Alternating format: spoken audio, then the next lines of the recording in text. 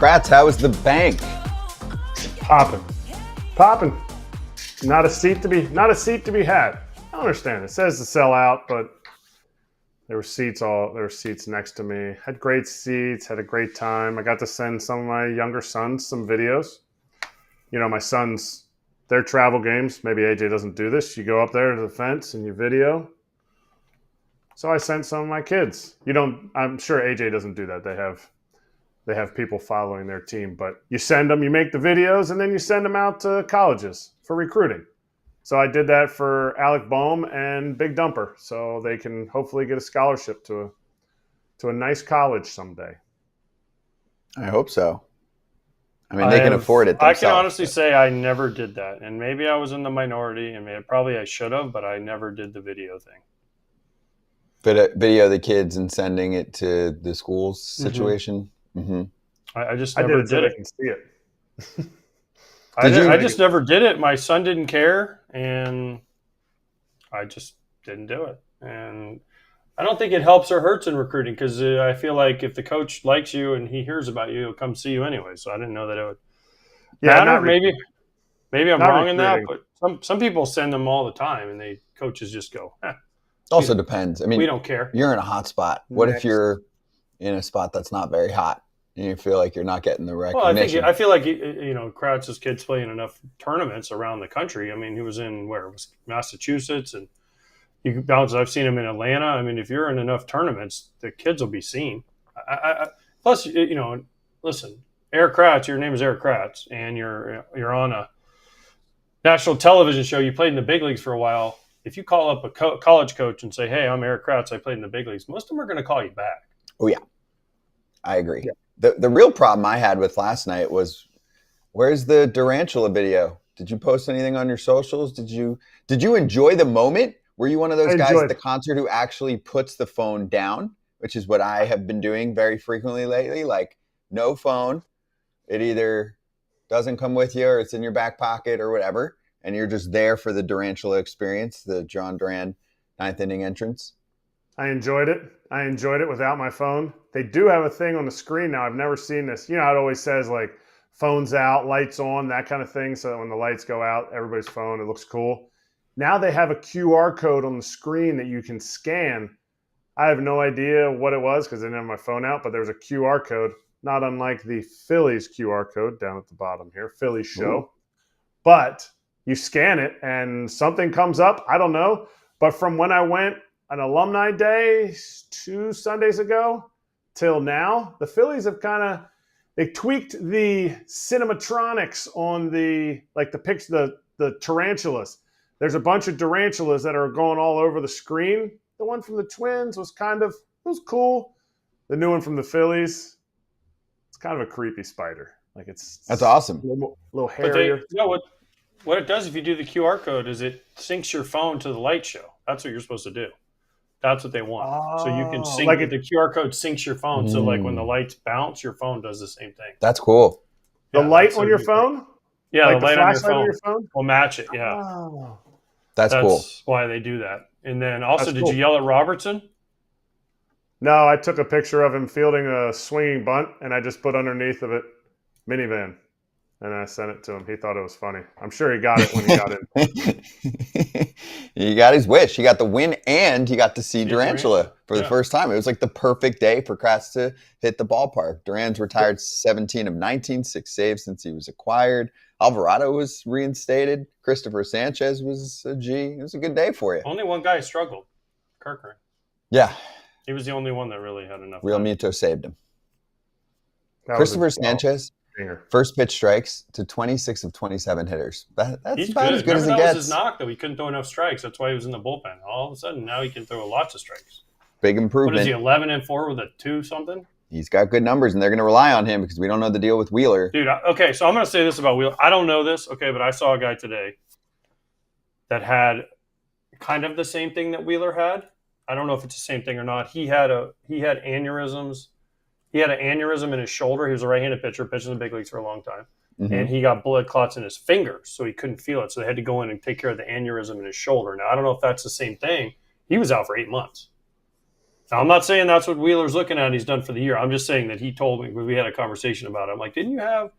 And he said, yes, I did, but it wasn't exact. He didn't think it was the same thing.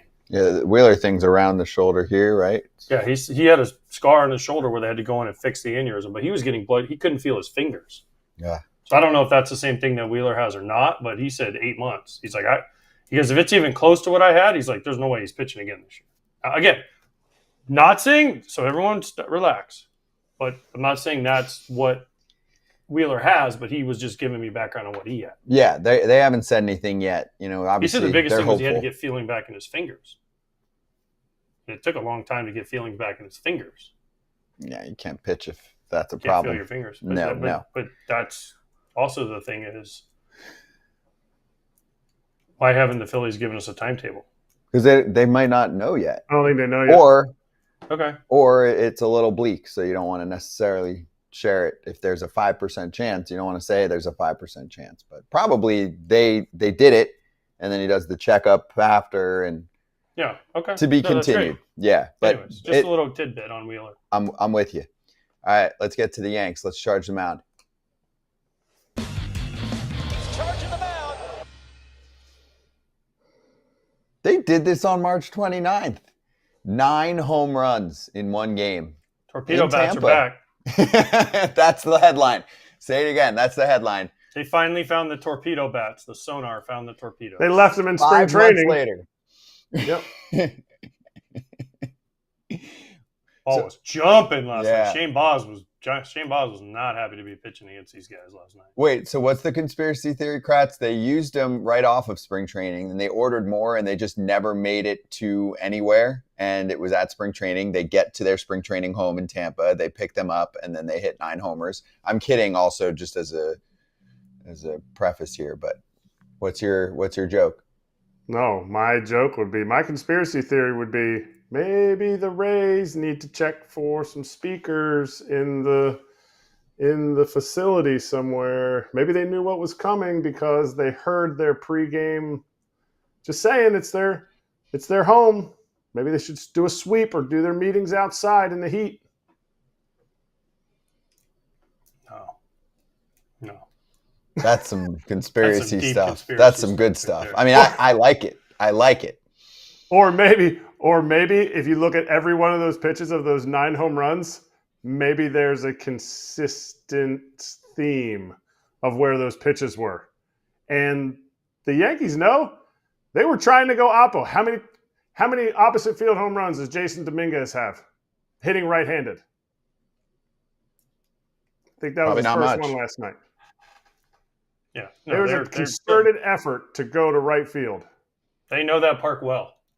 Right. Yeah. Exactly. They know that park well. Maybe some of the guys stayed in their own house too, down in Tampa. Some of them might have a place. I don't know that for sure. But look, you're not going to hit 9 home runs every night. But they came out and the ball was, like AJ said, the ball was jumping. And G is you got to find a way to keep him in the lineup and healthy. I get it, but he's swinging it right now. He's not quite playoff G, but he is swinging it. I think a good way to keep him in the lineup would be to get Judge into the outfield as quickly as possible. Yeah, but here's the thing about Stanton. Stanton always goes like this. And when he's hot, he is hot as anything. And then he goes to a slump where fans are like, hey, get him out, he's done. Da, da, da. And then a week later, he's hitting 10 homers in 7 games. That's just the way Stanton is, and that's the way he's built, and that's fine. The playoffs alone last year should shut everyone up for a long time. His performance. Agreed. Just keep him healthy. Figure out a way to keep him healthy. And if Aaron Judge is right, he's going to be back soon. Not according to Aaron Boone, but according to what Aaron Judge said. We're going to get to that later because our first guest is getting ready to go. Danielle Marshall. That was good. The basketball the player? hoops player, Danielle Palencia. Scott Remember? just said something about not baseball, Kratz. I'm going to do a lot of Scott that next just week. said for the first time ever something not about baseball. First time ever. First time ever. I talk about music sometimes. No, you don't. Yeah, I do. Only if we bring it up. All right. Stay on task, Scott. Yeah. What's our NBA show name called? Technical Out of foul. Who cares territory? Technical foul coming up Who cares next. territory? Rebounds. Danielle Palencia of the Cubs coming up next.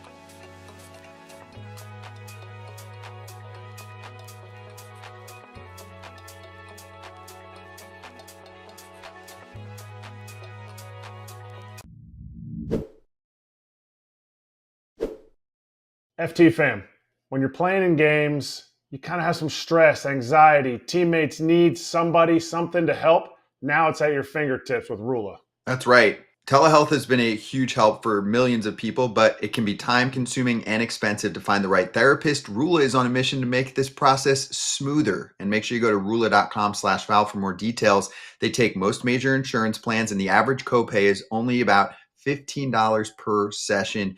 Every provider on Rula is carefully vetted and chosen for their expertise. Thousands have already trusted Rula to support them on their journey toward improved mental health and overall well-being. Head on over to rula.com/Val to get started today. After you sign up, they ask you where you heard about them. Please say that FT sent you there to support the show, but also worry about yourself here at rula.com, RULA.com/FOUL, and take the first step towards better mental health today. You deserve quality care from someone who cares. Back for a minute. Adam Jones at the Padres game last night. This actually happened twice last night with fans rushing the field. They said it was the first time they think it happened all year at a home game. And this one involved a kid, clearly. I mean, unless it's somebody that just looks incredibly young. Skincare routine. But what are we doing? Luis Arraez is like, hey, let's not kill the kid on the field. At the same time, where are the parents at? At the same time, don't jump on the field because if you get killed, that's your own fault. Don't jump on the field. I agree. I mean, it's like, not what's killed. the line? When you say killed, no, not killed. Right, not literally, but like security's not going to handle pretty good. In fairness, security's not going to be like, wait, hold up. Someone rushed the field. They might be 14. Let's let them go a little bit, or like see if they'll hold our hand. Like the kid's trying to dodge people. It is what it is. Where's your parent? True. Where are the people? Parents responsible. If a kid who's 12, punches Timmy at school and freaking knocks him out, Timmy's obviously in trouble, but your parents are responsible for the kid. Sorry about it.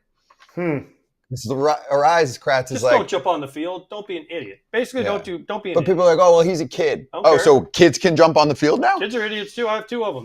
My kids have been idiots at times too. Trust me. If you have a kid, every kid can be an idiot at times. They need to be punished. It's okay. Scott, sorry, that's not the world we live in now. It's okay. We'll figure it out. No, everyone gets a medal. No, 3 years in prison for that kid, please. I'm kidding, By the way, big trouble. The Astros scored any runs?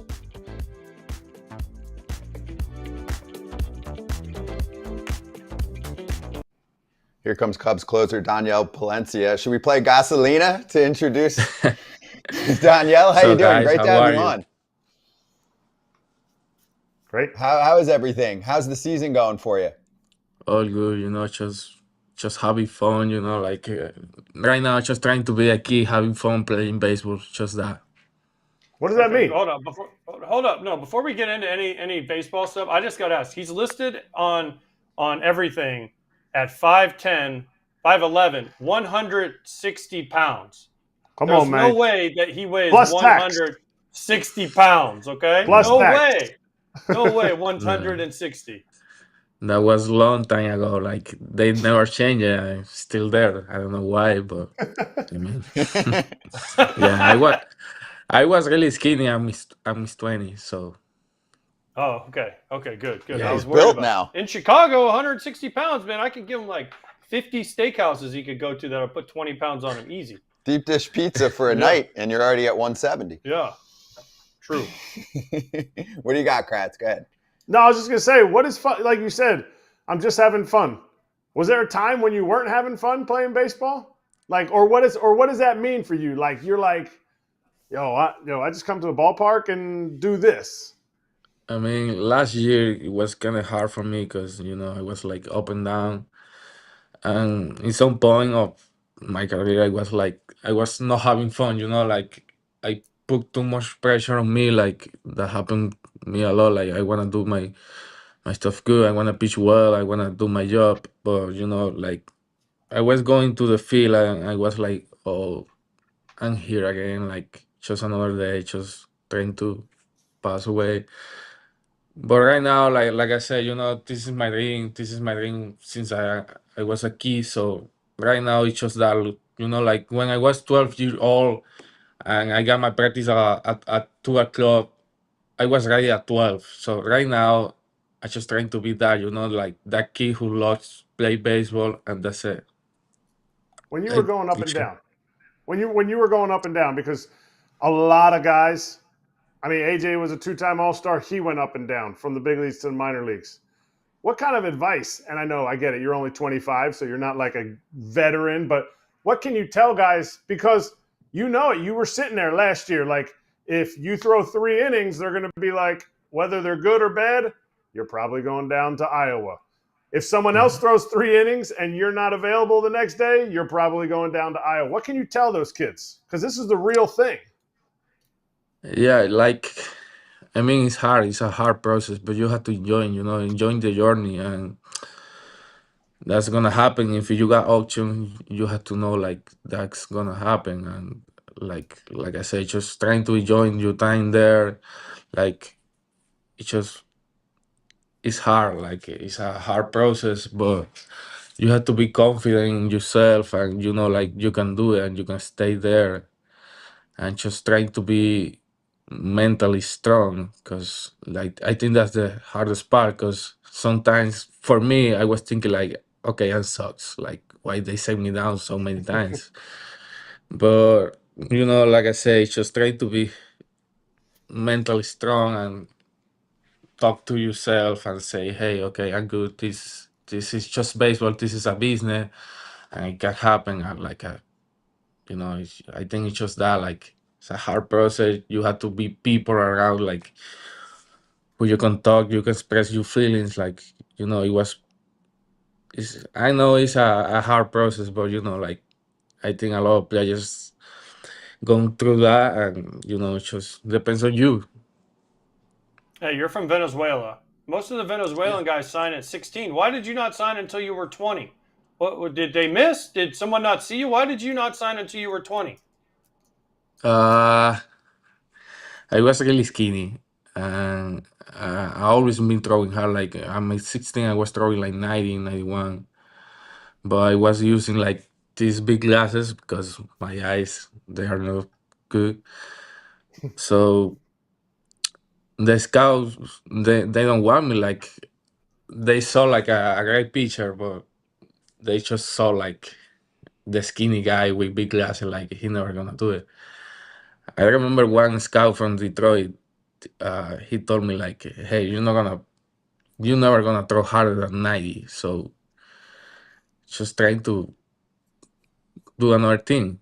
And I went to the art. I'm 18. I work hard. Like I work. I got retired in some point of my life. I started to work in a food truck, and then like I saw a friend from my town. He signed with the Giants. Like he was like my really close friend. Like we always been in practice together. I was watching that like, come on, I was better than that guy. Like I know I can be better. So that helped me a lot. Like that motivated me and start to play baseball again, like throwing long toss, and like like just for go to practice, and then I come back to Venezuela.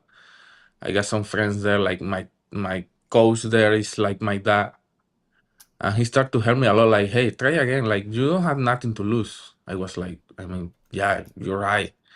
So we start to work together again. Like go to the gym, go to the track, and all the stuff. Go swimming, and I mean, I think that the hard work pay off. Like we never gave up. Like we work really hard. I got all my trainers in Venezuela. They are really good with me. Like they wake up like 6 a.m. to pick up on my house and go to the field, go to the track, and all the stuff. Like I think it's just that. Like at 16, was the moment. Like probably right now, I be working. I don't know, in another country. I think that it was the perfect moment. I'm in my 20s because I was more mature and I can get more like like just how in that point how much you can lose. So I think it was that like it was the perfect moment at that age. You and Framber Valdez. You and Framber Valdez, right? Signed late. That's awesome. That is Yeah. the stories that we like to hear because don't ever give up. You never know. Erik Kratz, he can talk about that because he was a late round draft pick, got to the big leagues later on in his life. So those are the stories that people love to hear, and that's amazing that you didn't give up. You stuck with it, and you found a way, and now you're in the big leagues. What 5 years later? So kudos to you and all the people that helped you. I got a lot of people behind me, like my mom and my dad. They work hard. Like my dad, he always wake up like 5 a.m. to make my breakfast to go to the field. And my mom, he always work hard to give me money to go to the field to. But like my coaches in Venezuela, like Jimmy, like I said, he was like my dad. Like he, I love that guy. Like I got a friend too.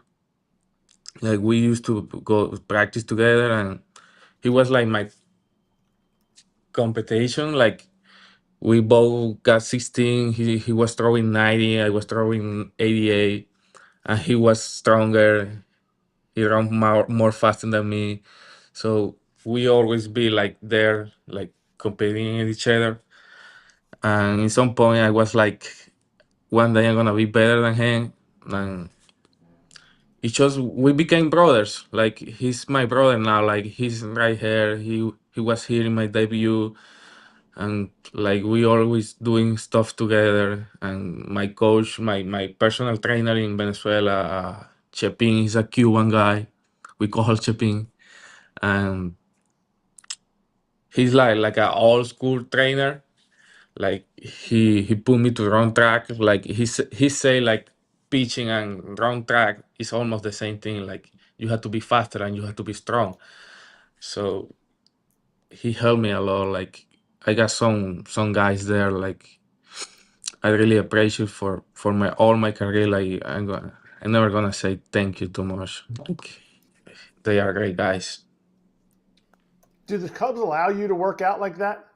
Where you say, the old school stuff, like that's how you got to be able to throw 100 miles an hour.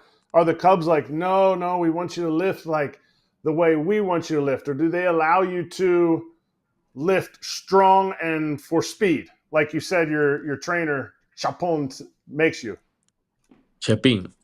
Chapin. Uh, Chapin. yeah.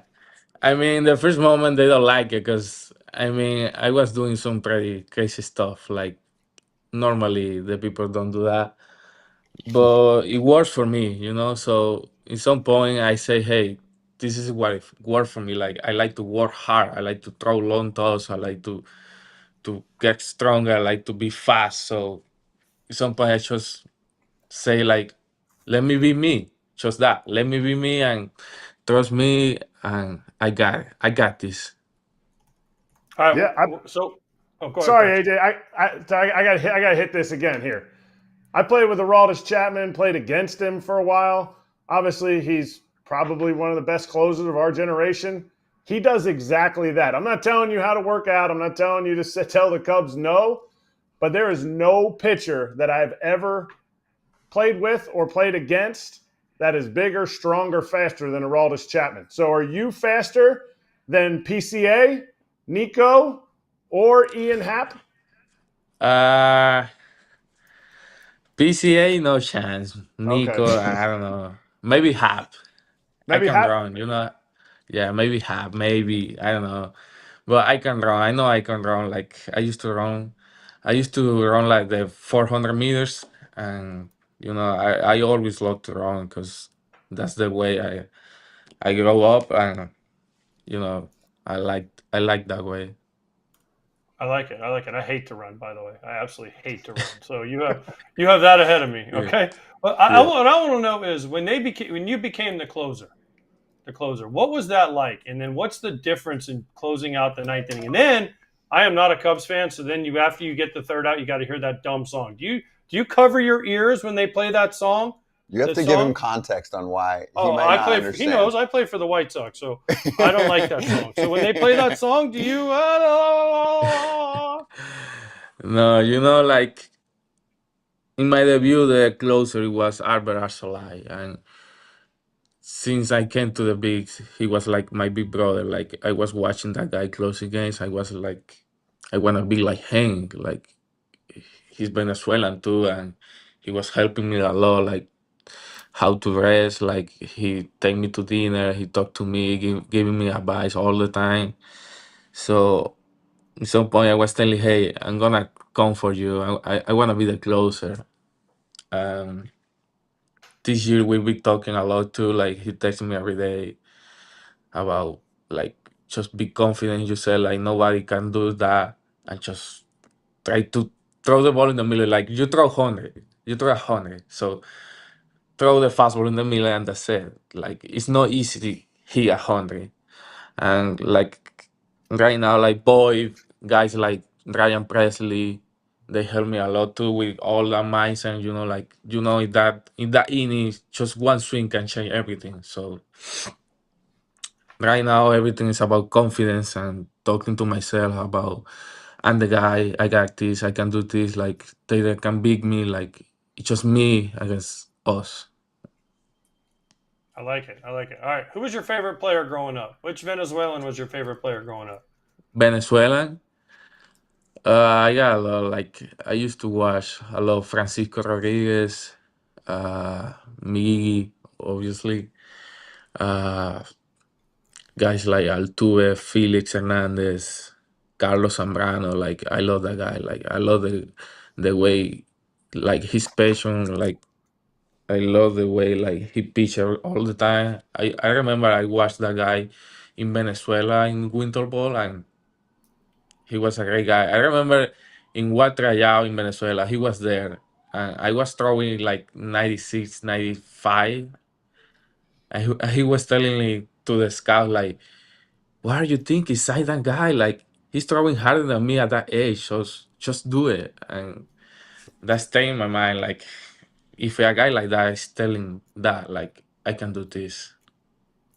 I got it. I like it. But you forgot somebody, and they live in Chicago, and they have a microphone. His name is Ozzie Guillen. So he's going to see this clip, and next time you see Ozzie, he's going to yell at you for not saying that he was one of his favorite players. So I don't know if you know Ozzie or not, but Ozzie will see this, and he will get angry at you. So just a heads up. Ozzie was too. Ozzie's too old for him. Yeah. But still, Ozzie thinks every Venezuelan that comes up through every league, Ozzie Guillen was their favorite player. No matter if it's now, 50 years ago before Ozzie played in the big leagues, or 150 years from now and no one knows who Ozzie is, he still thinks that every Venezuelan guy thinks Ozzie Guillen is the best player. Nope. Before his time. Do you know? Have you met Ozzie? Not really. No. Not really? Good. Keep it that way. That's good. Keep it that way. That's good. Stay on the north side. Go for it, Kratz. No, I played against him in last year winter ball, but I never met him. Oh, okay. Yeah. How excited are you to be able to be the closer for the WBC team? Pretty excited. For me, it's an honor. Like put that uniform. Like I just hope to get the chance to play for the Team Venezuela. But we got great closers too, like Alvarado, Robert Suarez. He's my goal right now. So I'm just happy to be there. If they gave me the opportunity to be there, I'm gonna be so happy. Like I'm just gonna do my best stuff to try to win that championship. All right, we read something in the fact that you lost 15 pounds before the season. You came in, you're physically in better shape. Everyone hears 15 pounds, best shape of my life, all that stuff. You're doing a great job this year, so it's showing that it's helping out. What was the hardest food for you to give up when you had to lose 15 pounds? Because everybody hears the 15 pounds and they're like, wow, he's doing good. But what was the one food that you're like, I just want some arepas, something? I can go a lot like the rice, the hot dogs, the Venezuelan hot dogs. Like I Oh, used to eat a lot of that, like the cachapas, all the hamburgers. Like I had to say thank you to my mom and my girlfriend. Like they always trying to make good food for me. Like always, I came to practice from the practice. Sorry, they are my food was ready, and they always trying to be healthy food. So I had to say thank you to them. All right, last one for you on my side. You're in the thick of a playoff race, right? Cubs are in a good position right now to crack a postseason spot. Had a huge doubleheader win over the Brewers yesterday. What did you know about Milwaukee, heading into this series and the way that they had been playing, and how crucial was it for the team to pick up back-to-back wins yesterday?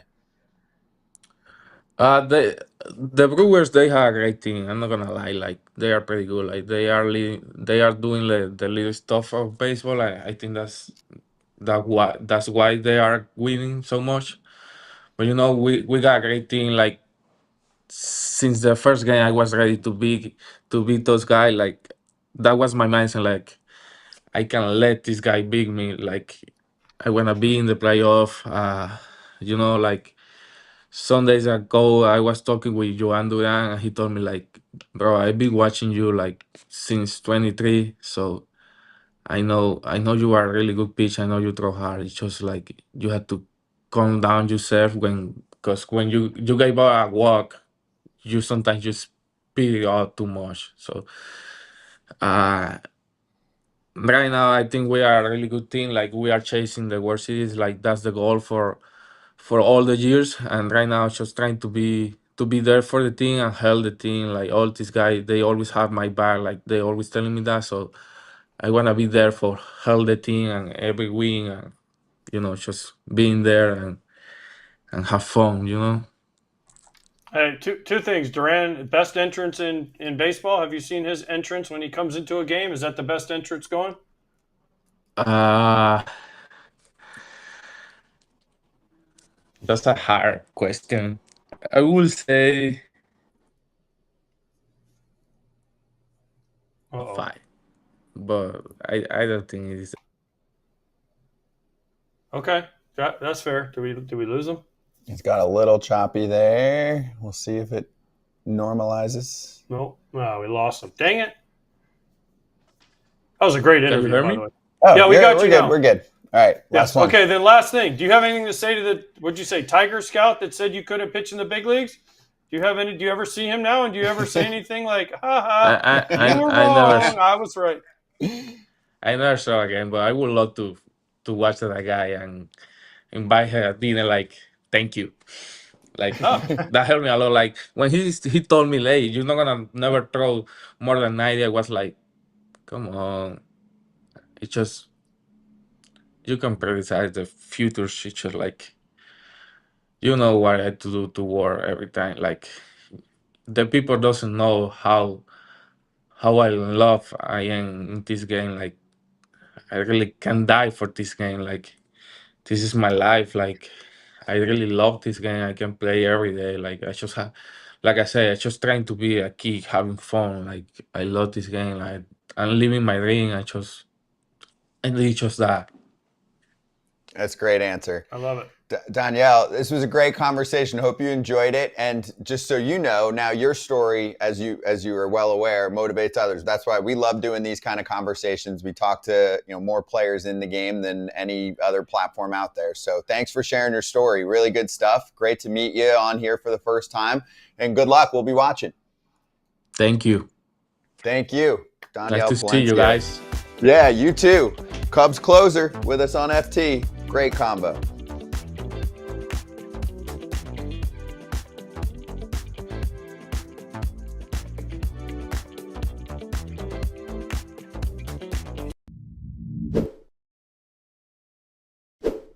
Okay, Kratz, I opened up Arena Club, put my own money in there, And I wasn't going to go big. I know we went over the Ruby pack a week ago. This time I just went for the low-level pack where it's an easy entry point, $25. You can get yourself a big boy card.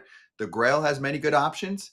I slice open the pack. We're looking at it if you're watching us right now. And I pull a card from the 1950s. Super cool. I enjoyed the experience looking at it. It's Jim Gilliam. It's a top set from the mid-50s. It's cool. It's a Brooklyn Dodger, but it's worth more than the card. Like I said, I'm going to sell it back. I got $28 instantly, so I can buy another one of those packs and try and get what I want. Absolutely. The excitement, I heard Kip say it before, the excitement's in the chase. You sold it back. Now you get to open another one. I enjoy when you slide it across the screen there and the pack opens. You know where to go. arenaclub.com/foul. 20% off your first slab pack or card purchase. Get after it. What I That was want to know great. is what'd you get in your next slab pack? Oh, to be continued. It's actually going to happen after the show. I you haven't haven't done waited. it yet? I'm going to do it after the show, Okay, and then give we'll me show that $25 next so I week. can buy one too. Maybe. I want to give. Maybe. Not What? maybe. That was a demand. That wasn't No, a that's question. not- that's that not- was that's a not you how are this going works. to give me That's not how this works. $25 Hold on. or I will Tommy Pham your ass. What? Say I'm on steroids? Ooh. Well, that could be. That could be. We're going to get to that. I did want to recap that conversation. I thought that was really good. That was and great. that's the kind of reply that fans live for at the end. I will die for this game. I love this game. Hey, it's the anti-Anthony Rendon answer. It is. Rendon's like, I don't care. This is one of a million things. This is not the main focus of life. And for Danielle, he's like, no, this is who I am. My identity is this game right now. So that stuff resonates. That was a great story about how he. That's why I wanted to know why he didn't sign until he was 20. And the guy said, "You'll never throw over 90." Now he throws 100, and he doesn't weigh 160 either. By the way, No. I mean, the fact that he then said, then he had to lose pounds tells you he doesn't weigh 160. But it's funny that it's 5'11", 160. That's good shit, though. That's great. Guy That was telling a him, great interview. You're not going to throw over 90? And he's like, F you. I'm going to And then throw he 100. He went and worked. What did he say? He was working at a food truck. Food truck in Food truck Dominican. In the Dominican. Yep. But he's from Venezuela. I didn't think that was allowed. Thought those guys were like enemies. No. Baseball countries? Baseball country. I mean, there are big rivals, That's what I mean. but he could still go there. I don't know. Great story. Yeah, it was awesome.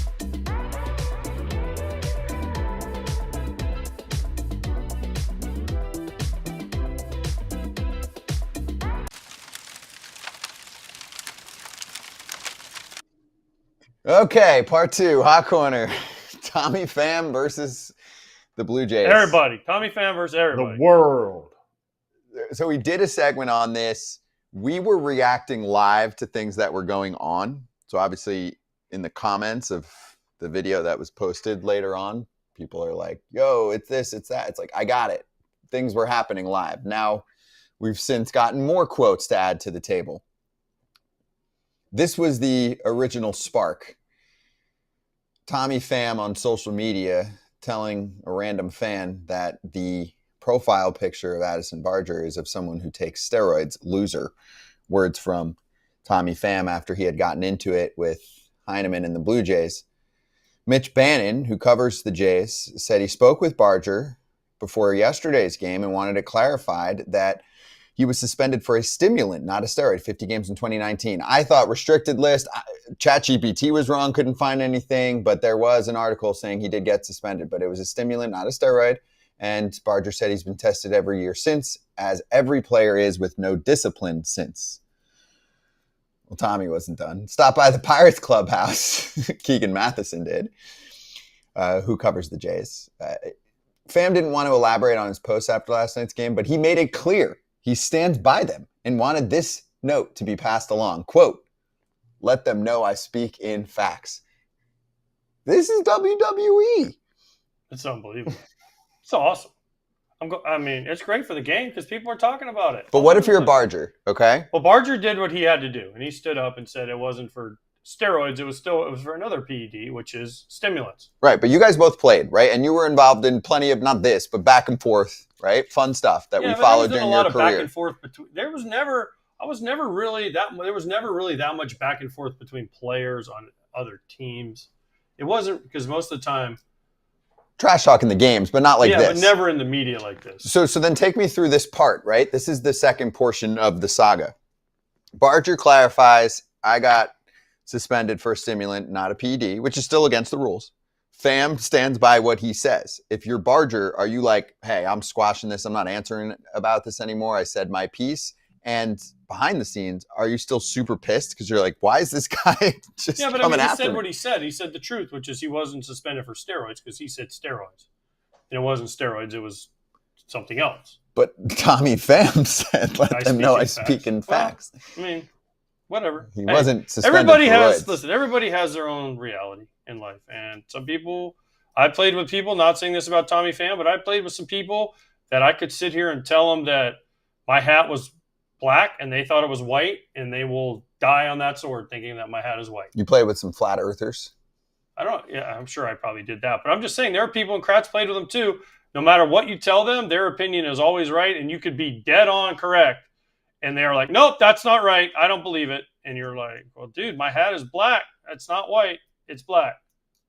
But they wouldn't believe it no matter what you told them. So, hey, whatever. That's what makes the world go round. Different strokes for different folks. So we do love when somebody says something with their chest, and Tommy Pham said it with his chest.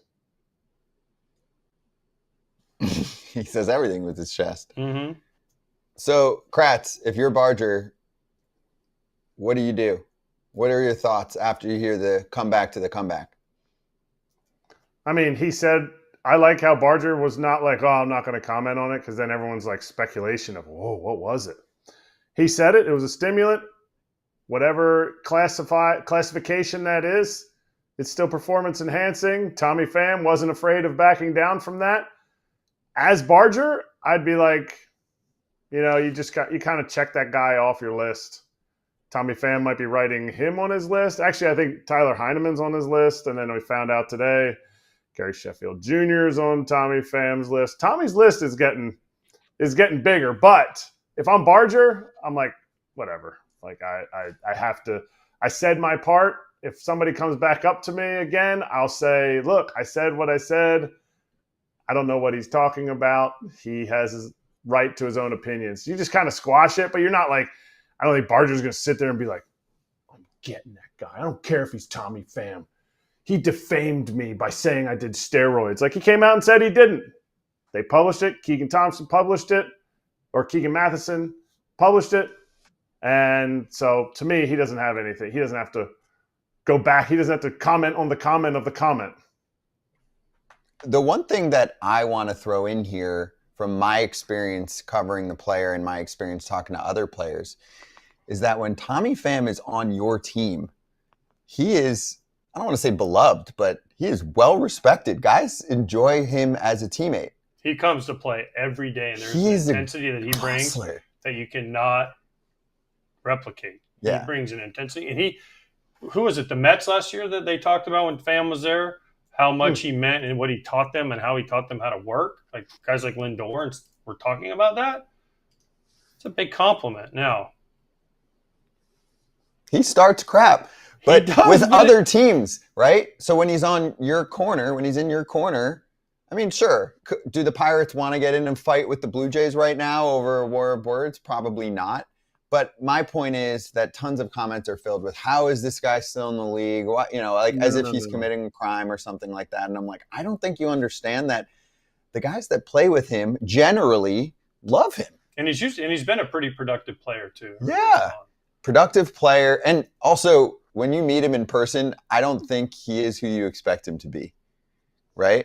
He's like one of the most calm guys. His voice is calm. Am I wrong?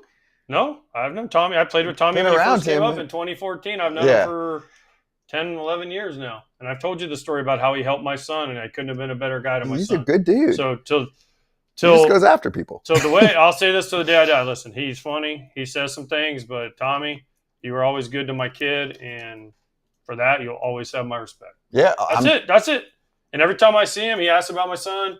How's he doing? How are his eyes? What's going on? And that's all you can ask for. He was good to me as a teammate. I mean, he was a rookie, and he was good. He was there. He did the right things, and now he's got 10-plus years in this league, been on a lot of teams. But one thing I'll tell you about Tommy, he has always been good to me. So you won't hear me say anything bad about Tommy. And Kratz, 99.9% of the people that go after him with their Twitter muscles would not hold up well in a cage match. I feel like some people don't realize he's a big dude. Even height-wise, like, I don't know. When I first saw him on TV, I thought he was like 5'10", and then I met him in person. He's like 6'2". So, yeah, I'm not defending what he did on this case. My point, Kratz, is that he is on teams for a reason, and I think that reason is overlooked by many that just catch a viral moment. There's front office people that are afraid to have a Tommy Pham on the team because Tommy Pham, the intensity they showed there, whether if I was coaching him and he was a high school kid, I would say what he said to Tyler Heineman was out of line. You shouldn't say F you to a catcher for, arguing that, whatever. But that intensity is brought every single day. You said before, you're like, oh, he just pisses off other teams. That's not – Tommy Pham doesn't, put on this, mask for games and, turn into the Incredible Hulk. He's that intense with everything. When we used to work in the cage, if anybody's ever seen the cage underneath in Tampa at the Trop, it is like a cave. Like the ceiling, they literally have to tighten the left side of the cage so it doesn't hit the ceiling. It's really low. So you feel like you're in this cave. And when Tommy would come into the cage, he would just his intensity and his work, he would get pissed at himself just as much as he would get pissed at another team doing something that he didn't agree with. Or he would get pissed at somebody else in the cage who was messing around and not taking it seriously. So there's an intensity that once he gets to the ballpark, he parks his truck, goes in, and it's business. And I think when situations like this show up, people look at it like, oh, he's just trying to start stuff. No. He's just not letting anybody get in the way of him. Mm-hmm. For Blue Jays fans, they're like, hey, we want to just keep having an absolute blast enjoying our team and our season. For Pirates fans, this team's been irrelevant for months and really for many years. So Tommy Pham is leading the charge for the headlines. Tommy didn't get traded. Yeah, I think he could be a dump deadline guy in a week and a half. Because he's making a little bit of money. Picks him up. Yeah. I mean, for Bob Nutting, could be a no-brainer unless he's like, hey, I like this guy. He's bringing us some PR in mid-August. He doesn't know who he is. No, he doesn't. Bob Nutting doesn't but know who he is. I do think that, yeah, they'll probably put him on waivers.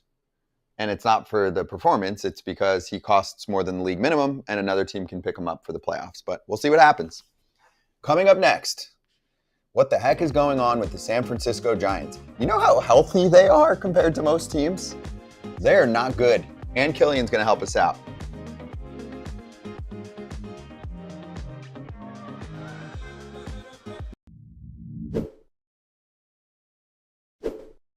FT fans, you want to have confidence when you go out in public? Absolutely. We can't all wear a backwards hat like me, but you can get some True Classic fit shirts.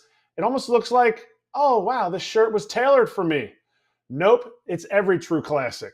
This John is soft, it is smooth, and it makes you look a little jacked. I'm just saying. And Kratz, you are jacked, and you are spot on. True Classic is the spot to go if someone's like, where do I get shirts? True Classic. The colors are fantastic. They've sold over 25 million shirts to more than 5 million customers. Their shirts just win. The feel, the tailored look, the price. We all wear True Classic on FT. I mean, Cam Maben literally can't say enough about them too next time we have Cam on. Hit up trueclassic.com/foul. Give it a shot. Upgrade your wardrobe and save on True Classic at trueclassic.com/foul. That's trueclassic.com/FOUL. Welcome to the show, Bubba Chandler. And by the way, on the Baseball America YouTube channel, we have a prospect profile with more information about one of the top pitching prospects in the sport. Noah Hiles broke this news. Alex Stumpf adding to the cause here. He covers the team for MLB.com. Noah Hiles is fantastic, who breaks a lot of Pirates news these days. Pittsburgh Post-Gazette. Anyway, I'll read this from Alex. Bubba Chandler will be used as a bulk reliever with the Pirates. And by the way, he's getting called up Friday. The team views him as a starter long-term, and he can get starts this year, but the club wants him to get major league experience, and this is consistent with the role and expectations of other young pitchers like Ashcraft. I'd rather see him start. Same. Just saying. It's the Pirates. Why? I'd rather see him start. It's You can control his innings better. I feel like as a starter, you're going to put him in. Don't you want to see if he's going to be a long-term starter? Why not let him start? there's 5 weeks left in the season. That's what I'm saying. Why not just let him Let start? him begin the game. What's the worst that happens? Like the top of the order gets a couple runs off of him. Great. You're gonna have to deal with that as a starter. I don't like it either because one of the things he struggled with this year was his command. He had a banger April. I think he even won pitcher of the month for the International League. And then they let him squander in the minor leagues and his command. And he's been a great command guy, and he kind of lost his command. Now you're going to throw him out of the pen, which when I look at his stats, he has not ever done. Oh, no, I'm sorry. He did it 3 times. He did it 3 times. He was thrown out of the bullpen 3 times. Like, I don't see it. I don't see the reasoning. I'm with you.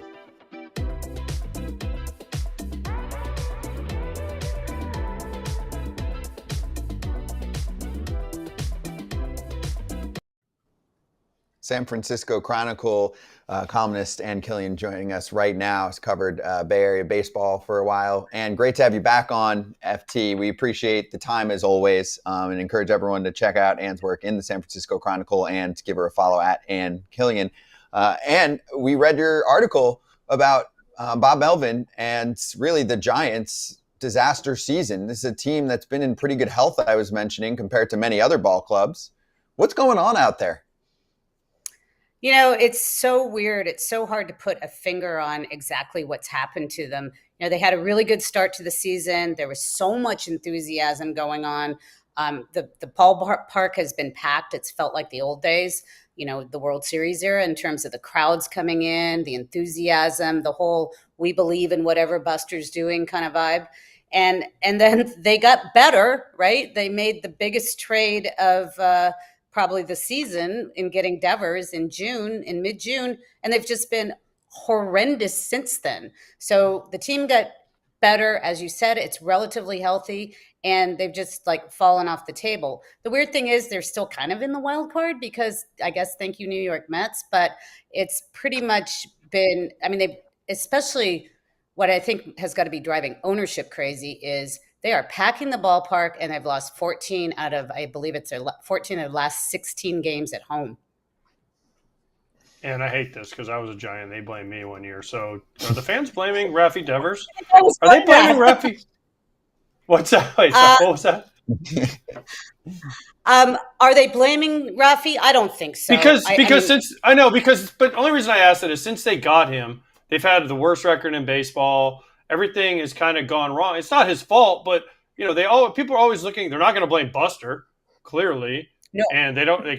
So Melvin. Who are they going to blame? And I just feel like, and it's not fair, but Rafi Devers is the one that people point to. Oh, you know, they said he was a bad guy in Boston, so now he's a bad guy in San Francisco, and we can't win with him, which I completely disagree with.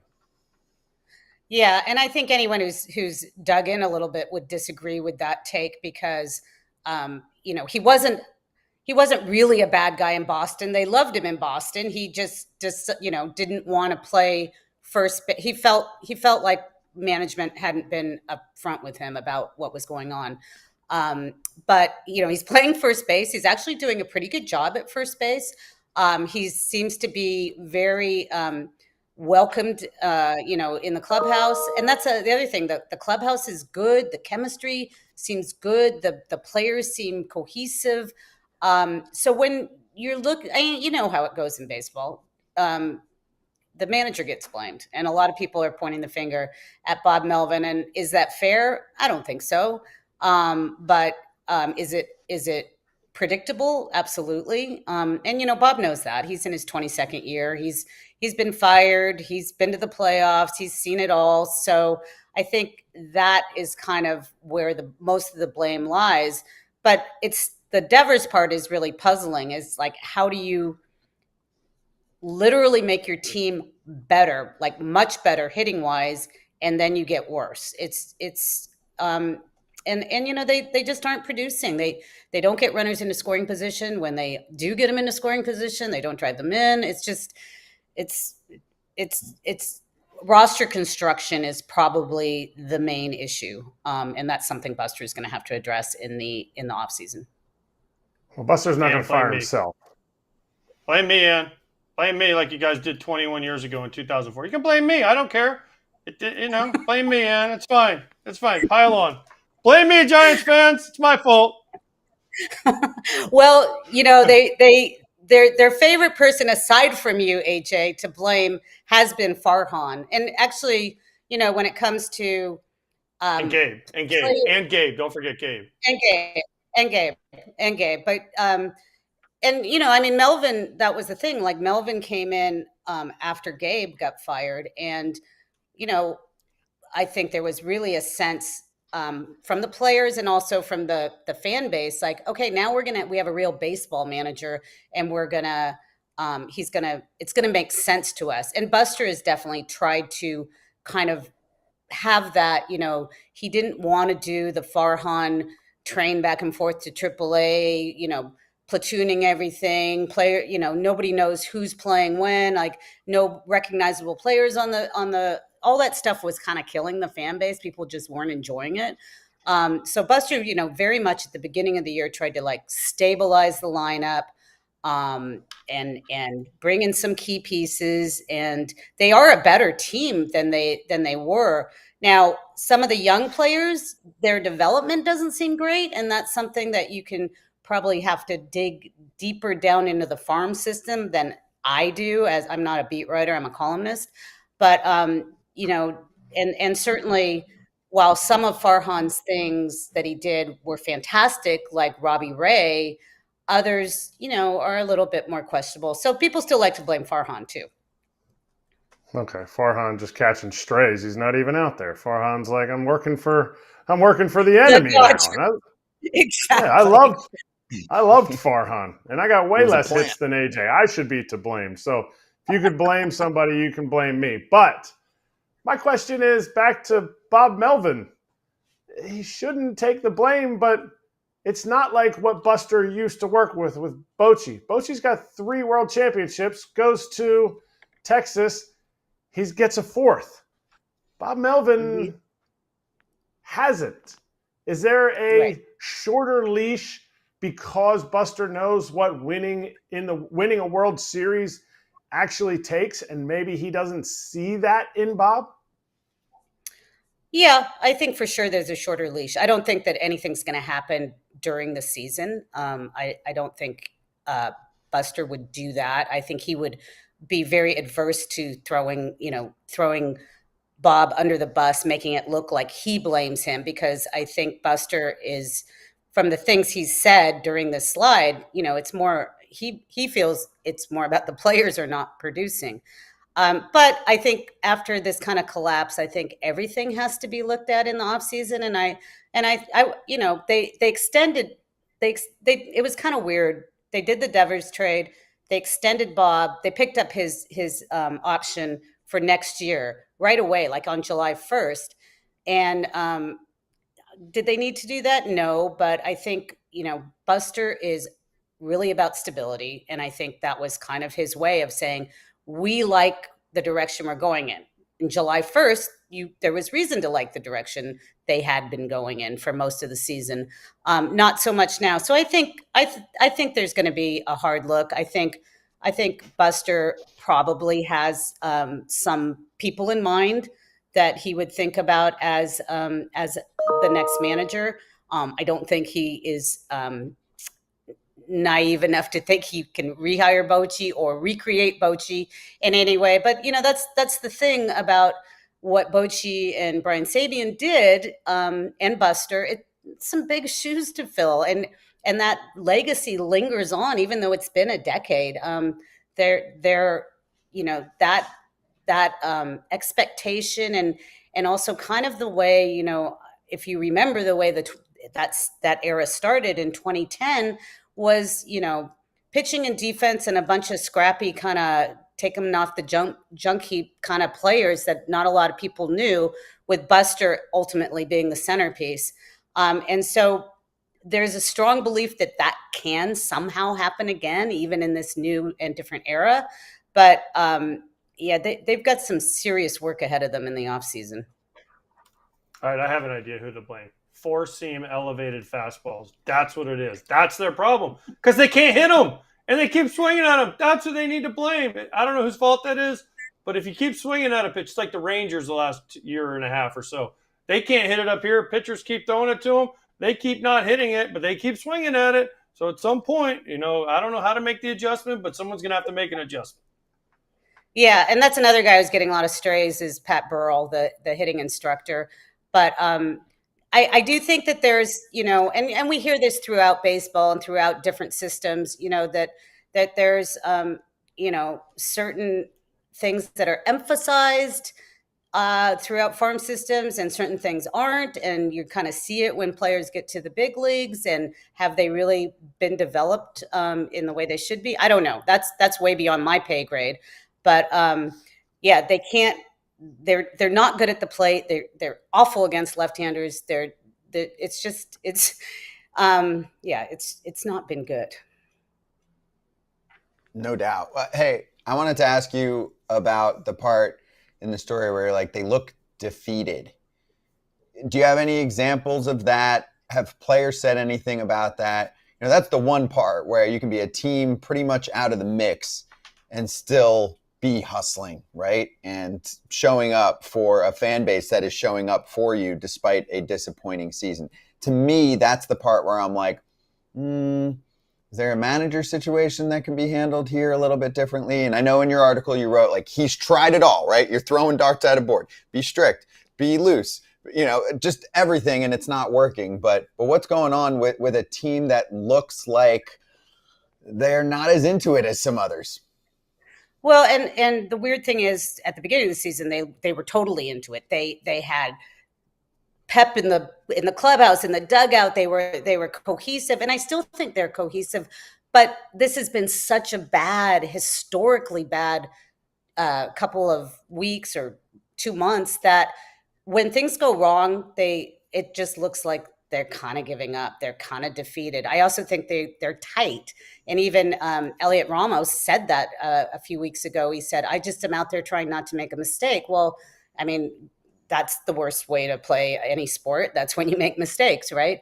So I think there's some mental stuff going on. And I think that it's also, you see it with losing teams. When things are going bad and then a game starts and something bad happens, there's not a lot of resiliency there. And I think we've kind of seen that over these last few weeks with the Giants. And I don't know that is Bob's fault or if it's just human nature that when things go bad, that you just kind of are like, oh my God, here we go again, especially with, it's a relatively young team. There's some key veterans, but there's a lot of them that haven't had a lot of success. One of the weirdest things of the season is Justin Verlander. I mean, he's just had the hardest luck, ever. And just, but he seems solid and seems like he wants to keep pitching and hasn't been, blaming anyone about his terrible record. And but yeah, it's just been a weird season. Someone asked me, like, isn't this boring? And I'm like, it's actually not boring at all. The past couple of years with Farhan was like a continuous loop of boredom. This has actually been interesting in how bad it's been. Yeah, you got lots to write about. But I got to say this. You want to know when it's not fun for players? When you're 25th in runs scored, barely for a game, and you don't get a lot of hits.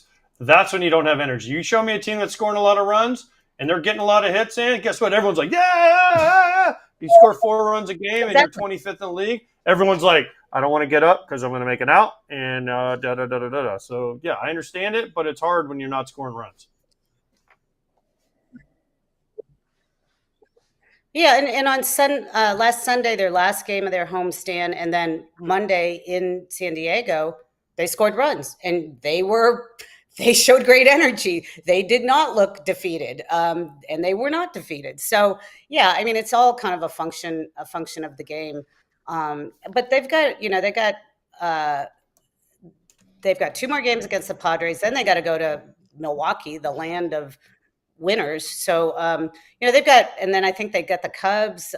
They've got twice more with the Dodgers. So they've got a lot of tough opponents coming up in these last few weeks. And, we'll just kind of see what they're made of. Oh, and thanks for covering and obviously joining us on this. It's good stuff. I really enjoy reading all of your work. We appreciate the time. Good to see you. All right. Thanks for having me, guys.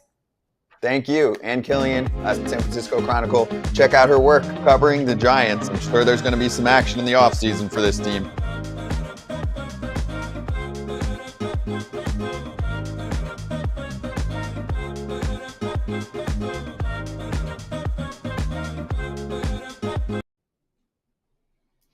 Hey, congratulations to Tarik Skubal, 200 strikeouts. Also, while we're on this series, yesterday was awesome. Skubal versus Braun dealing. Two best starters in the AL right now, right? 2.3s ERAs for both of them. But what the hell is going on with the Astros? Houston might never score a run again. They're already down 6-0. Do you know what the scoreless streak's at? Well, it's been over 3 games now. 30. And in this game that's going on right now, They just had a runner on third. Framber Valdez couldn't get an out. It's already 6-0 Detroit in 5 minutes. Yeah. What is going on? But that game last night was fun to watch. Hunter Brown, thank you for covering my K-prop. Walk-off walk. Walk-off walk, by the way. The bullpen's banged up. There's no offense for Houston. Problem is, Seattle can't win a game either. That is potentially going to be covered later in the show. Seattle can't wait to get back to the West Coast. Seattle can't win a game You know either. who else can't win a game? The Rangers. Oh, yeah, the Rangers. Oh, boy. AL West is crumbling. One more I wanted to throw out here about this series. Kyle Finnegan's numbers since joining the team, 8 2/3 shutouts, 2 innings, 2 hits, 1 walk, 11 strikeouts. I didn't like their overall set of moves. We did like that one. Bingo. Charlie Morton's been good for him, too. That's true. He's pitching today. He's been good for him, too. Yep. He was good for the O's before they traded him. But Finnegan never fit. Like he fits kind of into the bullpen in the sense that he's kind of like the other guys that they have. Not a lot of punch outs. So far in the 8 innings, he's punching out more guys than he did before. Maybe that splitter, will get a few more strikeouts in the American League, maybe in Comerica, who knows? Hey, Nathaniel Lowe goes to the Red Sox, hit a huge homer for them last night. They ended up losing. That was a fun game, by the way. That was a bad loss for the Red Sox. It was a bad loss. They had a left ton of 13 chances. guys on base, I think. That was a bad. They went 0 for something with the runners in scoring position. It was a bad night for the Red Sox. Rico that Garcia. was a terrible loss, by the way. It was a bad loss. That's one of them losses you look back. We didn't win the division or something by 1 game. That's the game you look back to as a player, and you're like, gosh, if someone just could have got a hit, we would have won. Right. The Orioles were giving it to them again and again. Their relievers. The Orioles were walking guys. They have no bullpen anymore. The Orioles walked. I don't know how many they walked last time, but it was a lot. Kittredge hurt. Bautista hurt. They traded away Kittredge Baker. is in Chicago. Or traded, sorry. Kittredge traded. Dominguez traded. Soto traded. Bautista's hurt. They've got like none of their normal guys. They had bases loaded, no outs, didn't score, by the way. Rico Garcia I texted you guys. It was one of the most impressive innings I've seen. I mean, he did like triple changeups for the strikeout, triple sliders for the strikeout the next AB. But yeah, the Red Sox blew it.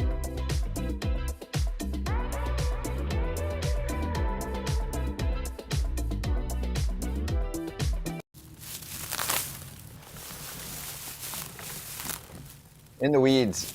What's the deal with Aaron Judge? I mean, he's playing.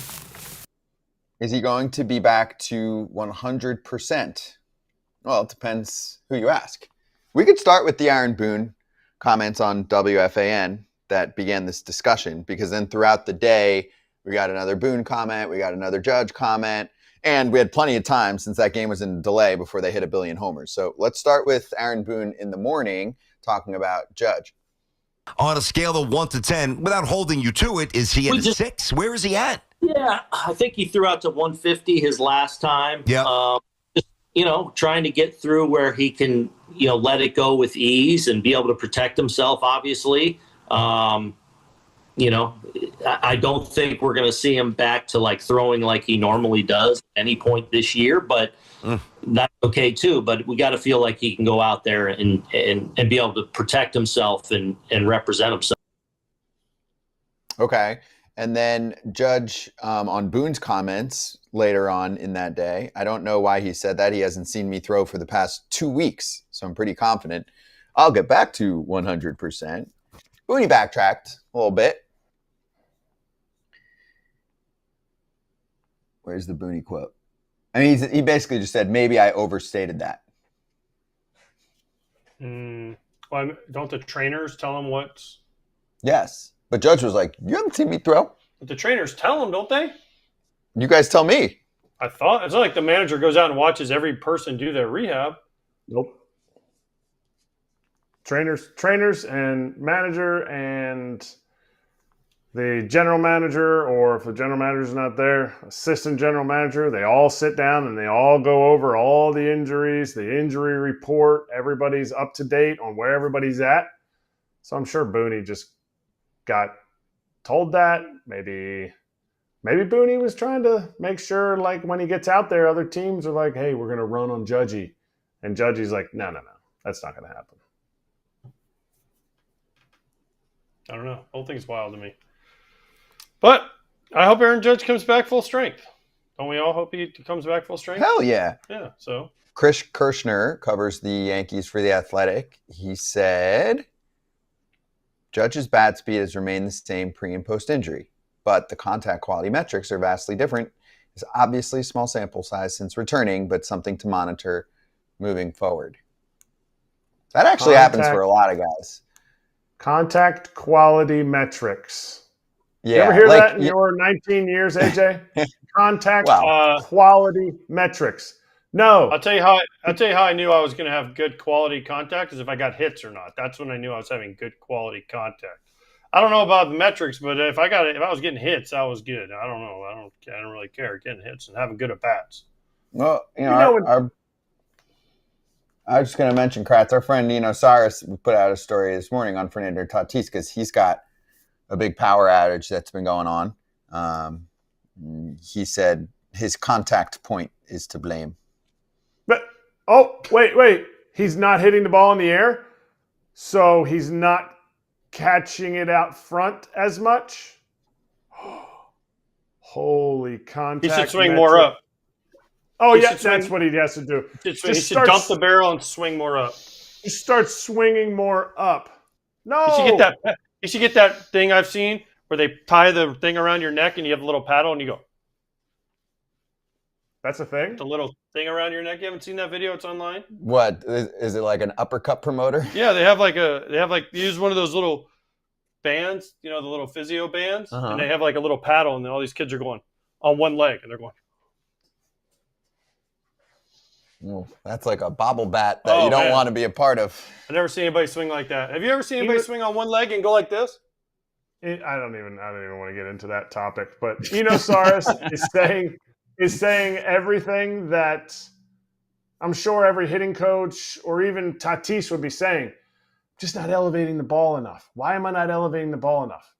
Well, now we have a metric. Now we have a high home whatever cam of something to be able to tell you where your Hawkeye, where your contact point is.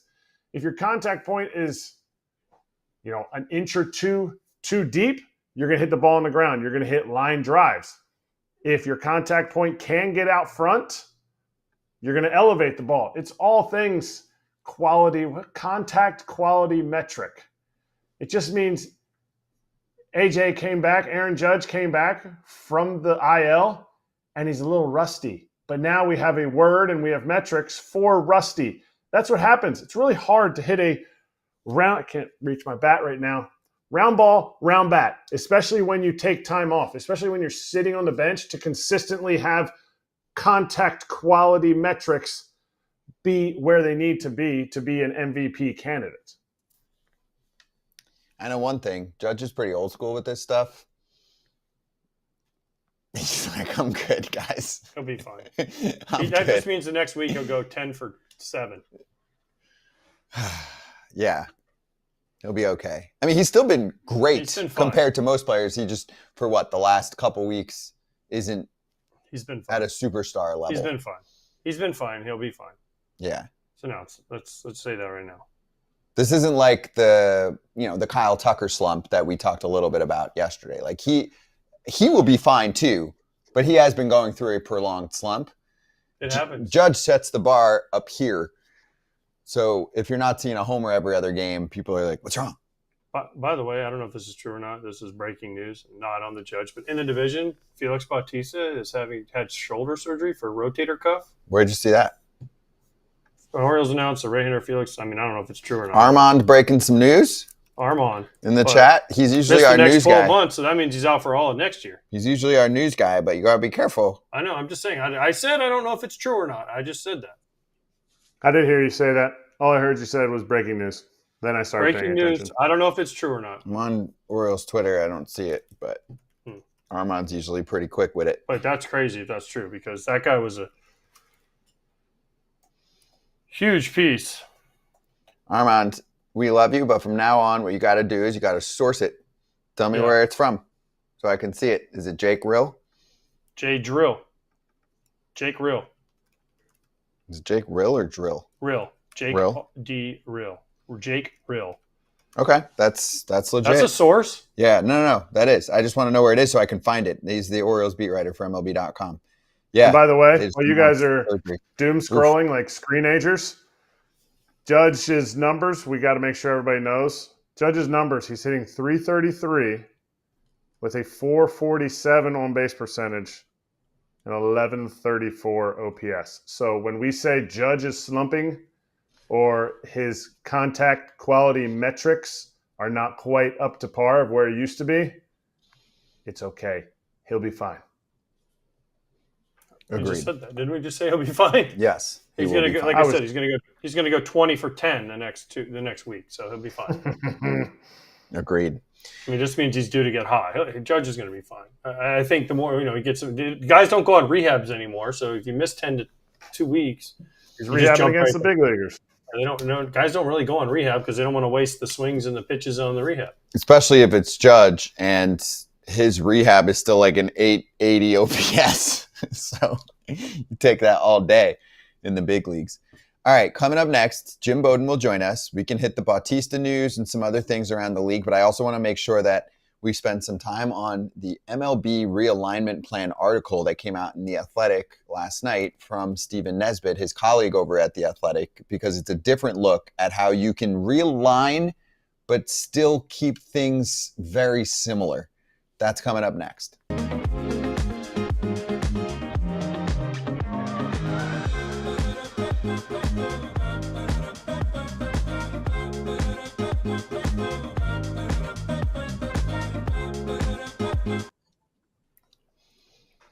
Part 2 of the Mookie Betts meeting with Dave Roberts, and Andrew Friedman was in there too because he was around, and apparently he was just telling him like his swing feels good, and Roberts was like, yeah, he pops into my office all the time. I hope too much wasn't made of that.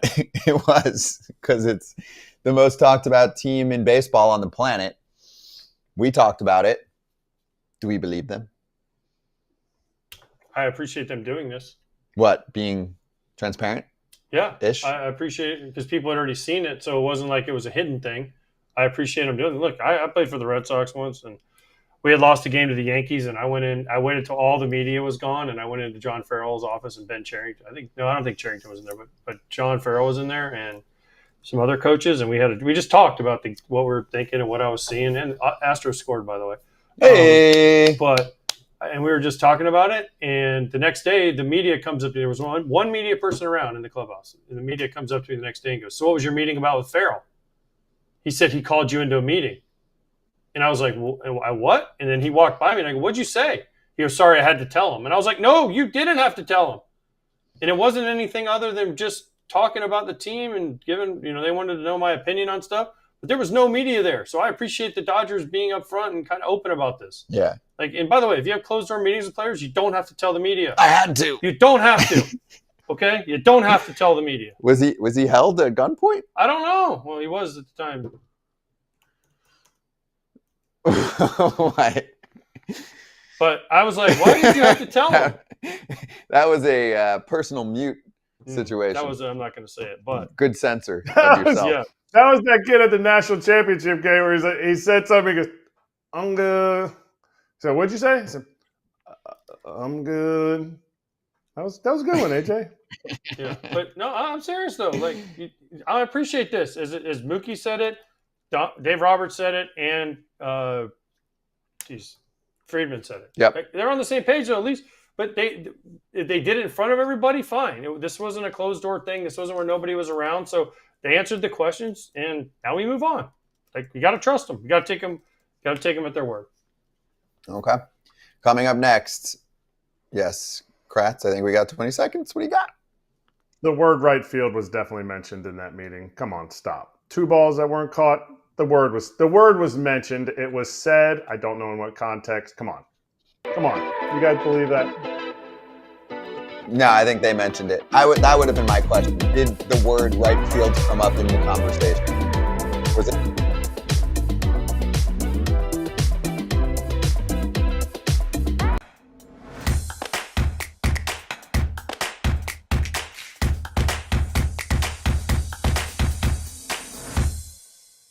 Front Office Unfiltered with our resident GM, Jim Bowden, who's wearing Finally, a fantastic sweatshirt. Oh my Finally, gosh. a sweatshirt that looks good on him.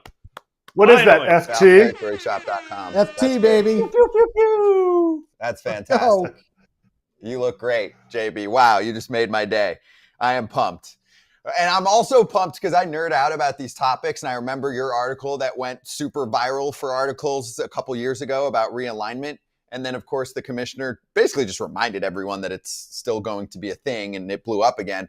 I'm nerding out about this, JB. And then your colleague, Stephen Nesbitt at The Athletic, put out his version of realignment last night. So let's dive into this for a few minutes.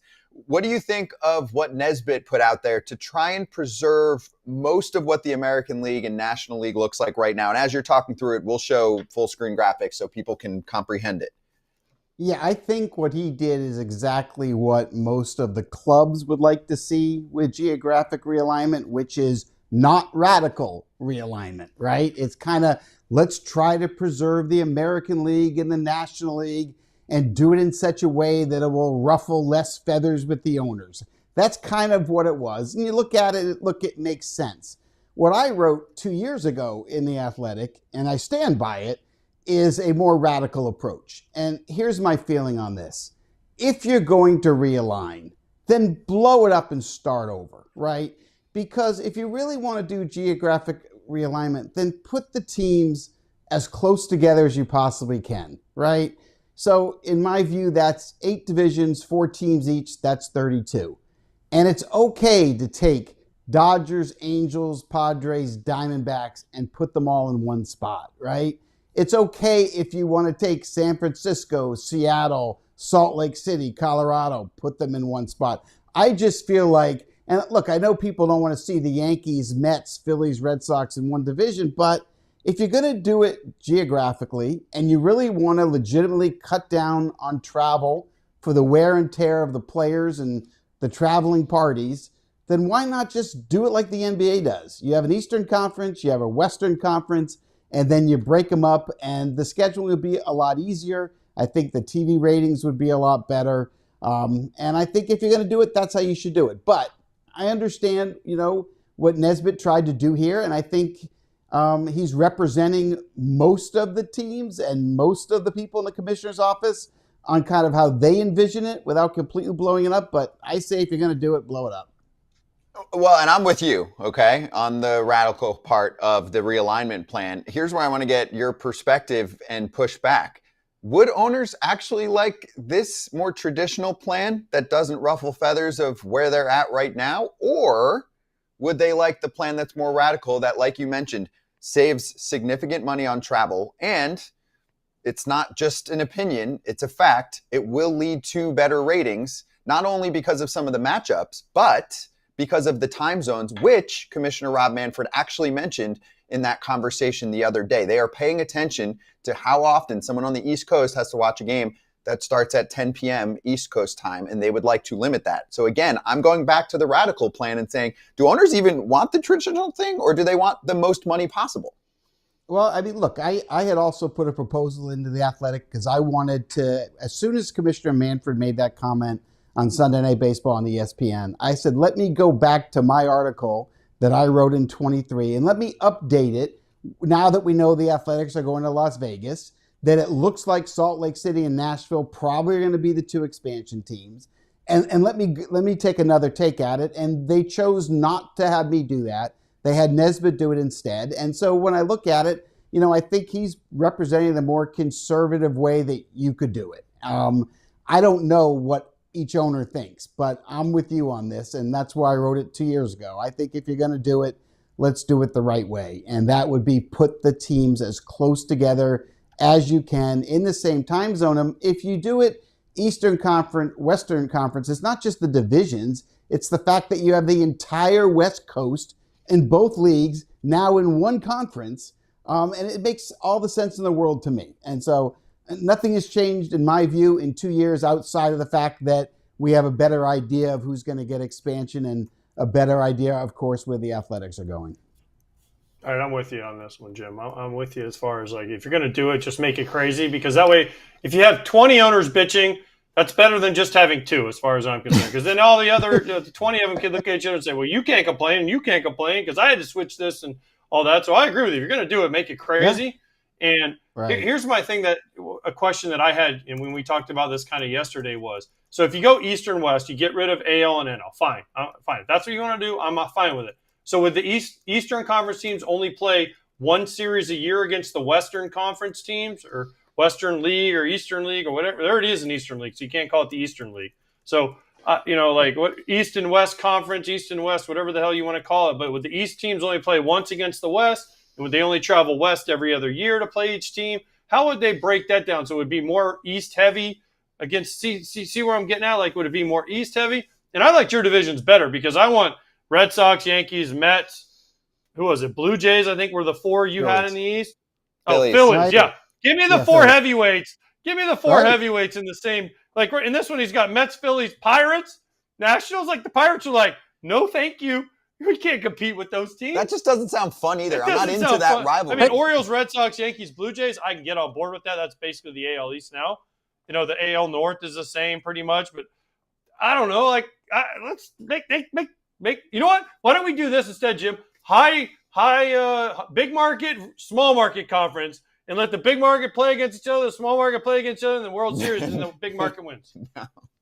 Yeah, I mean, look, I actually gave that some thought when I was GM of the Cincinnati Reds. I was trying to argue, put me in a market with teams that are paying the same amount of payroll that I am. So, we can laugh at it. But obviously, I think geographically is how we should do it. And to your point, I think you play most of your games in the Eastern Conference and you stay there. And yes, you play one series perhaps 1 year on the road and the next year on the road against those other teams, but maximize the amount of games that you have in your time zone. I think that's the way to do it. Okay, JB, one pushback. Then, hold on. I don't know what you're going to say, but you mentioned time zones. But if you look, can we pull up that Western Conference graphic again? Pull up the okay. So the Midwest Division is on Central Time Zone. You said playing your conference in your time zone. The West Division is 2 time zones behind. Honestly, JB, this only affects 2 teams, and I said this yesterday. The Astros and the Rangers are the only team that plays 2 in the division with 2 time zone difference. The rest of these, like the AL Central, the NL East, all of them are pretty much in the same time zone. So when you go time zone argument, that's where it loses me, because if the White Sox got to travel 3 times a year to the West Coast, they're losing 2 time zones back. Yeah, the Cubs, White Sox, those Central teams there are going to play a lot of West Coast teams, but there's no perfect solution here. I understand. But we can ask the questions about these things. So I'm going to let JB answer. No, I mean, I have the same answer. I mean, we can't make it perfect. It just doesn't work out perfectly, but you do the best you can with the 32 teams that you have, and you try to limit the amount of games you have outside of your particular time zones, and you try to hope that you could put the time zones at only 1 hour difference, closer together, rather than having the 3 hour difference, which is really where the big problem is. JB, some pushback I've seen is about preserving rivalries. And I think there's a good point on 1 or 2 of them. Most of them, I think, would create new rivalries that would be awesome.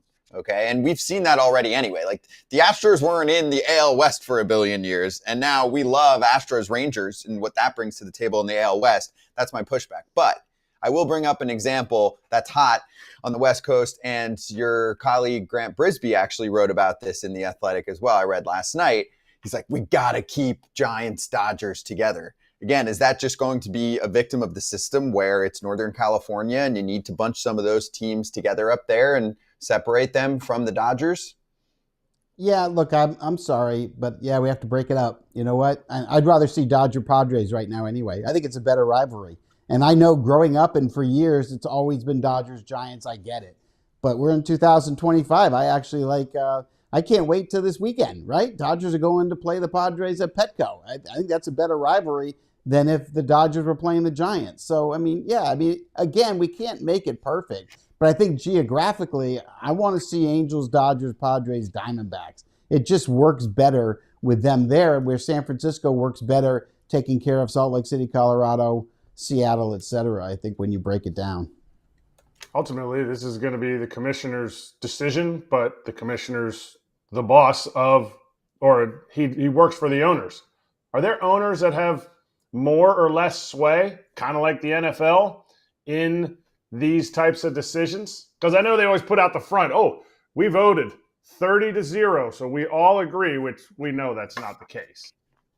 Yeah, look, there's always been owners that are more influential than others. I mean, that's always been a fact of baseball forever and ever. I mean, as you probably know, AJ, from your Chicago days, Jerry Reinsdorf had as much power and pull with Commissioner Selig as anybody did back then. So, I think Commissioner Manfred understands he works for all 30 owners.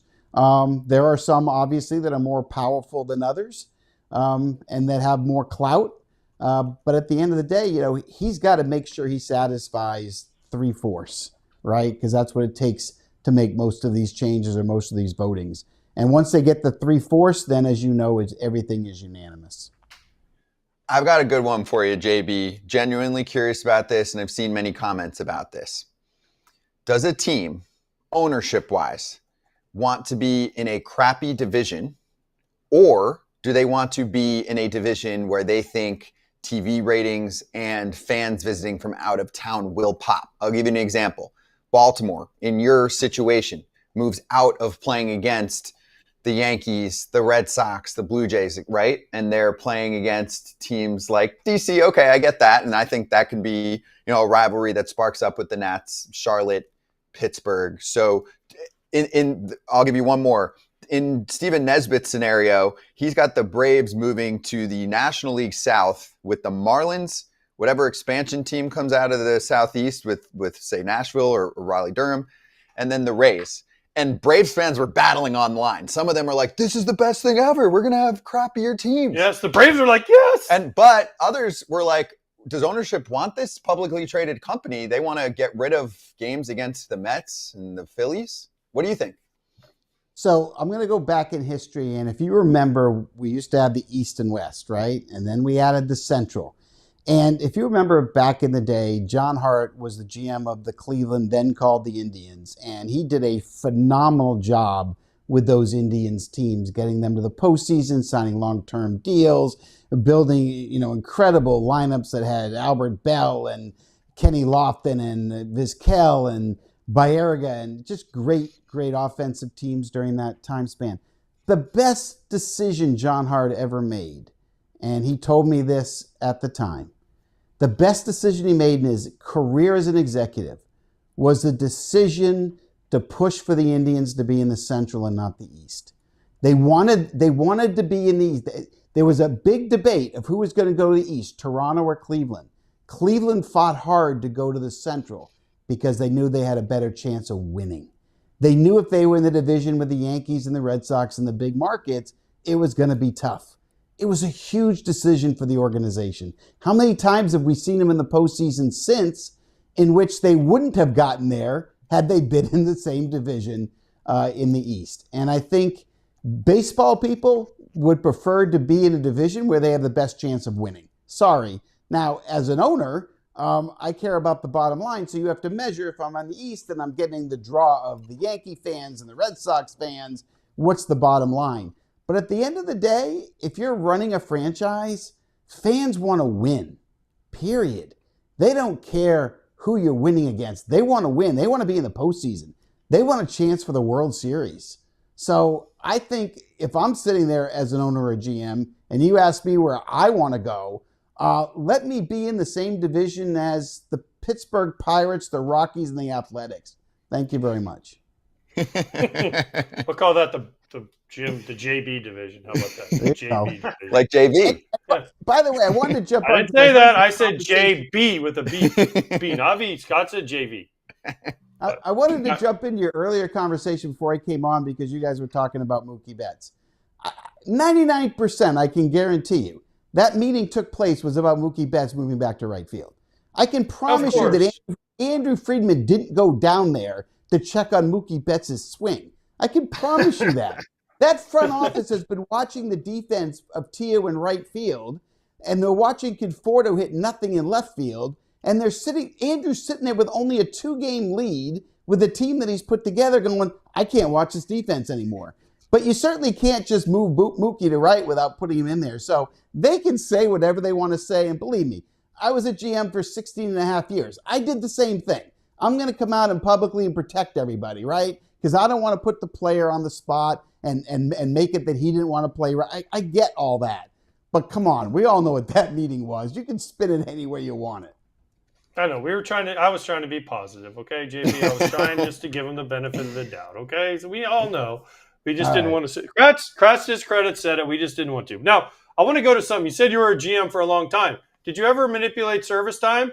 Because I feel like with Basayo, with Bubba Chandler coming up recently, after the 45-day thing, so they can still be Rookie of the Year, right? Oh, and Casey's another one. Does this really happen? And then my next question is, they said Bubba Chandler's going to be the long guy. Why don't you just let him get 7 or 8 starts in the big league if he's going to be a starter?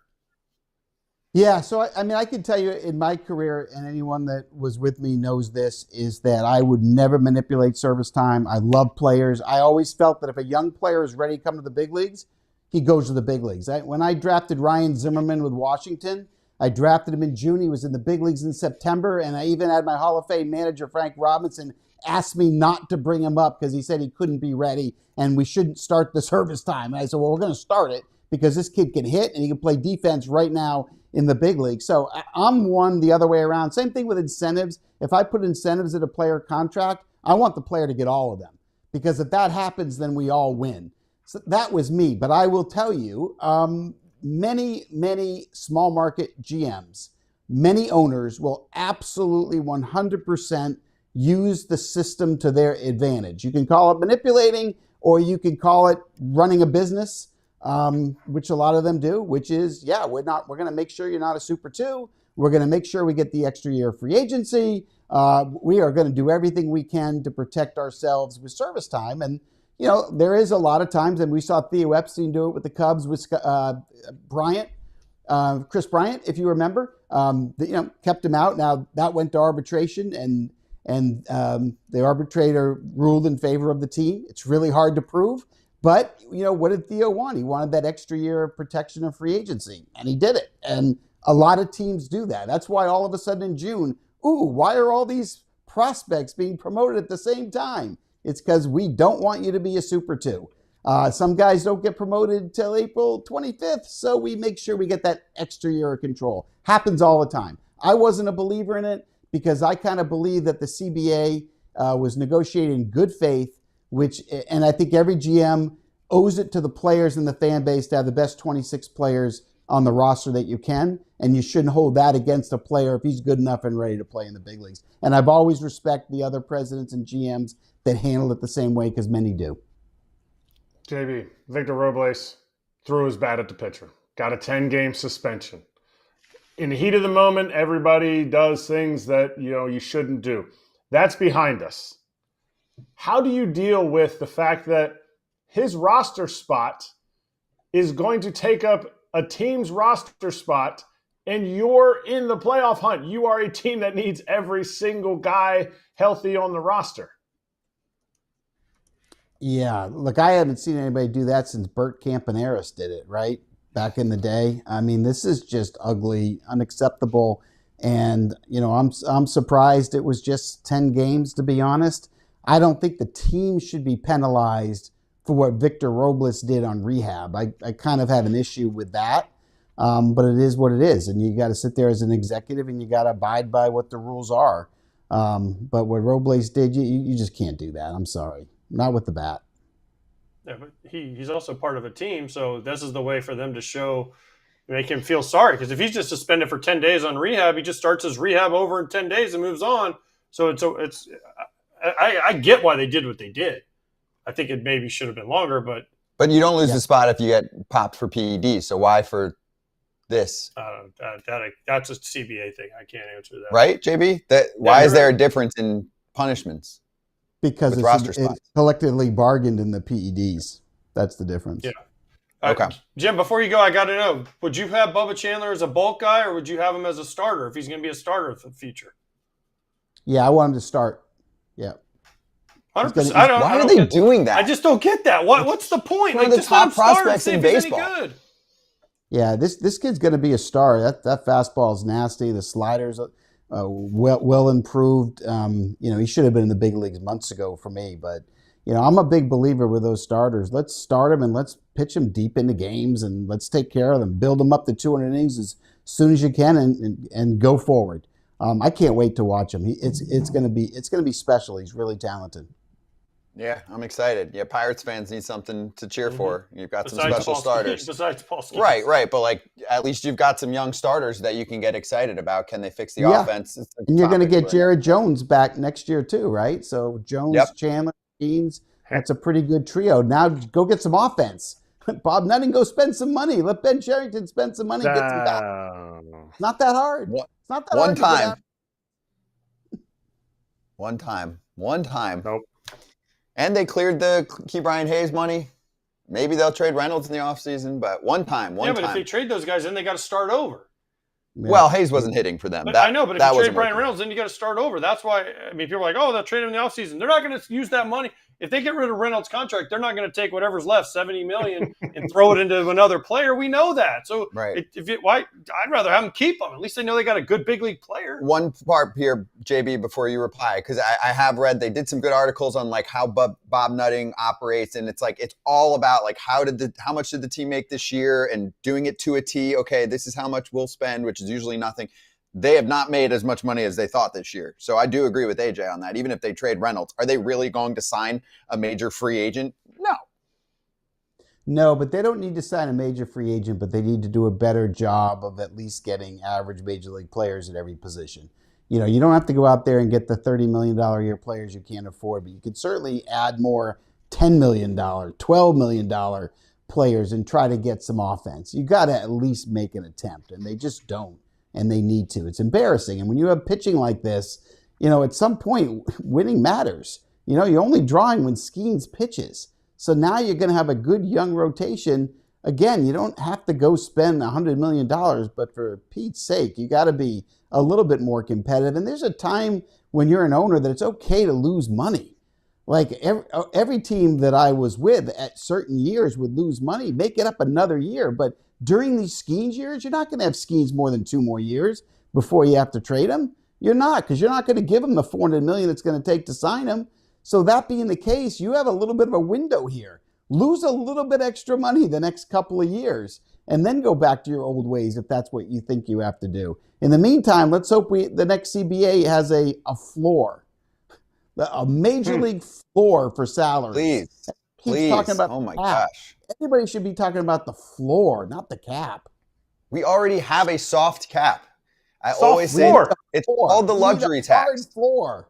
A hardwood floor. Soft floor is no good because then it a soft floor is still better than nothing because you get penalized. Yeah. The soft cap penalizes you for spending too much. A soft floor would penalize you in money for not spending enough, and the cheap people don't want to get charged for not spending enough, so they'll spend more. So if you can't get a hard floor, get a soft floor. It's better than no floor. That's my sales pitch. You'd rather have a soft floor. The problem is there's no soft floor without a hard cap, blah, blah, blah. We'll get to that. We got plenty of winter. We had a whole year until we have to We got plenty of that. But JB, this was good. This was good. You were cooking. The realignment was fun. Thanks for stopping by as always. Love the sweatshirt, JB. Best sweatshirt you've worn, and I love your sweatshirts. Thanks, JB. Boom. Repping the brand. FoulTerritoryShop.com. Be right back.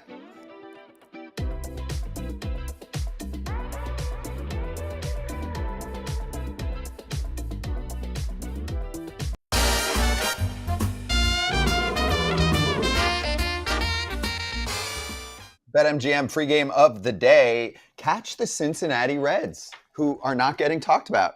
Maybe even a segment for the Reds tomorrow. We'll see how they do tonight against the Angels. Free game of the day streaming on the BetMGM app. Live streaming available to all BetMGM customers logged in and with funded accounts. It's a 9:38 Eastern Time first pitch. Locks from yesterday. David Peterson is a workhorse.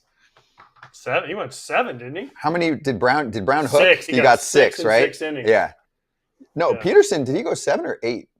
I don't know. I stopped watching. Whatever it is, they were slaughtering the Nats. So Anthony DeComo had a great tweet where he's like, the only pitcher who's doing any length, whatever he put it in a much more eloquent way, is David Peterson. So good hit for you. I did the Blue Jays revenge game. That was an easy hit. Kratz didn't get his over because Texas doesn't know how to hit for 2 years. All right, here we go. $7, Scott. $7, baby. Hey, I don't want to go too hard on it, but I'm like 6 of my last 8, 7 to 9, something like that. I'm feeling it a little bit right now, but I don't want to talk too much about it because then I'll get hit. Not literally, or maybe literally. AJ wants me to give him $25 or call Tommy Pham.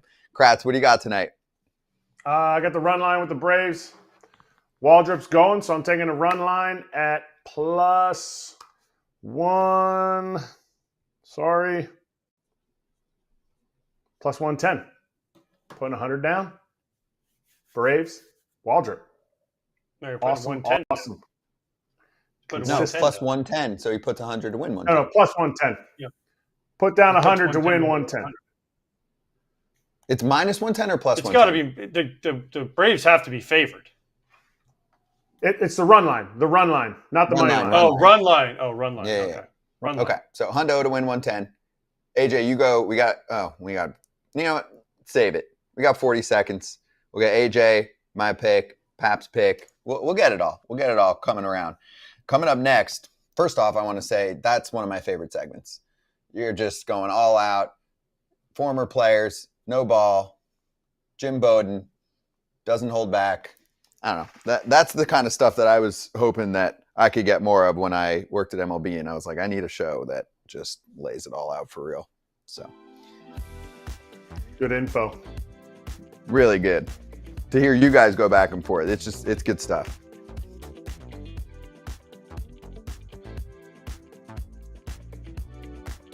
Yeah, that's what he said. That's what he said. That's what he said. That's what he said. It's a fun one. We're going to do a Kids Say the Darndest Things. That's what he said, since the Little League World Series is going on right now.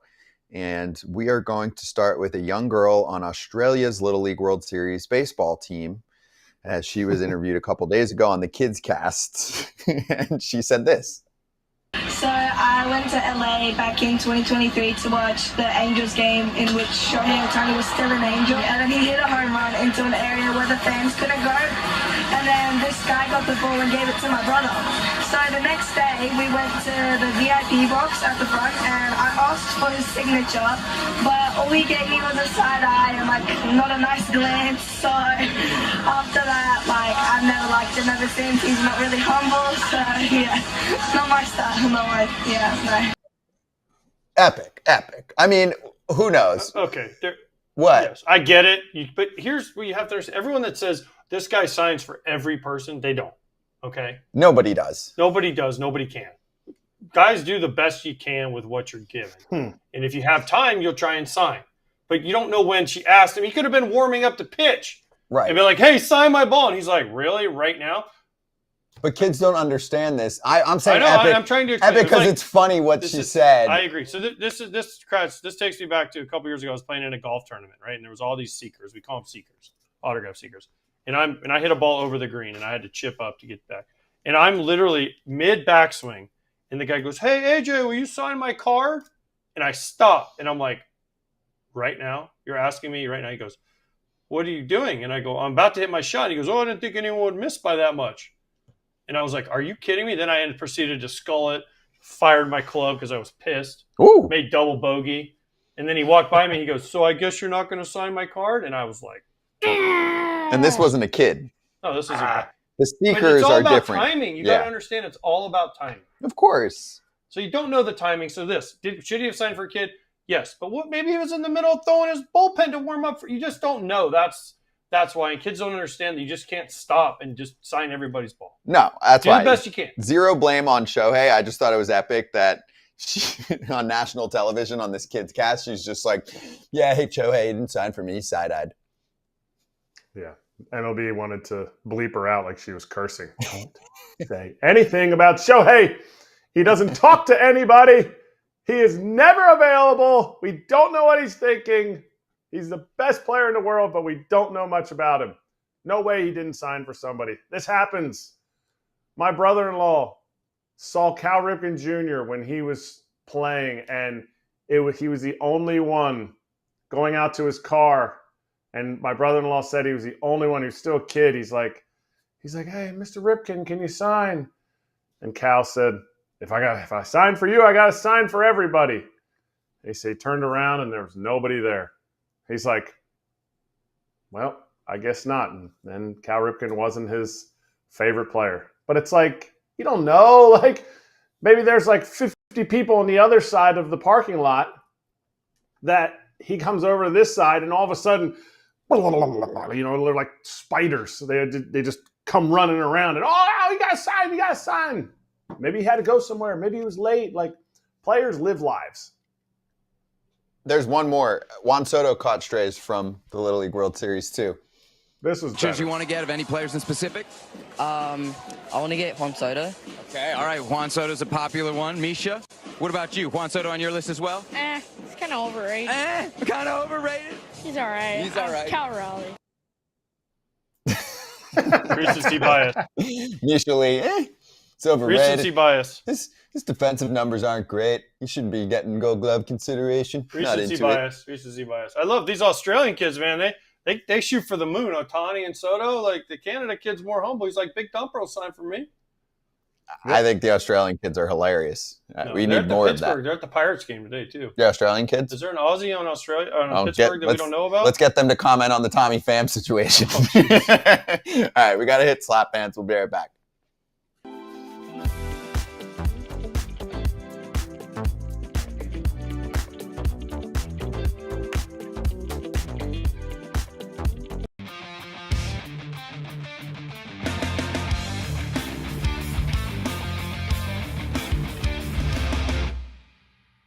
What's up, all my FT people, my people of FT Nation? What's happening? All my BETMGM gamblers, what's up? It's your boy Parlay Pal. How's everybody doing at the desk? What's happening? Listen, today is a $200 5-star lock. All the Dodgers got to do is beat the Rockies. That's one leg. The other leg, no run. First, a no-fer with the Cardinals, and the Marlins got Alcantara pitching, so hopefully he can throw up a 0. Palante can throw up a 0 in the first, and that's winner chicken dinner. Let's get that cheese, baby. Let's go, Pap. I like it. The only part I'd be worried about is Palante hasn't been pitching well. He's walking guys, and so I'd be worried about that part. Alcantara, even though he hasn't been good against his former team, I think he's going to shove. But that's my take. What do you got tonight? I think EK is going first, isn't he? He went. I just did. Oh, sorry. My bad. Sorry. What do you got? I got Royals money line because they got Cameron pitching, and the Rangers cannot hit lefties, as our buddy Evan Grant told us yesterday. It was just straight money line. And Hurston Waldrop, Gator, over 4.5 against the White Sox. He's been dealing. I think he goes 5 or 6 innings, probably gets 5 or 6 punch outs, and that gets me to plus 198. And I am almost going to be back to even. Almost. But I'll be a positive at the end. Ride with me, people. Longest win streak in baseball right now belongs to the Kansas City Royals. They're charging. Mm-hmm. I heard a Matt Quatraro interview where he was like really adamant. He's like, we are in this. I like it. This team just had a little slow start. I mean, they might run out of time. But anyway. A little slow start? You mean like 5 months of slow start? Like 100 games. But now they're picking up steam.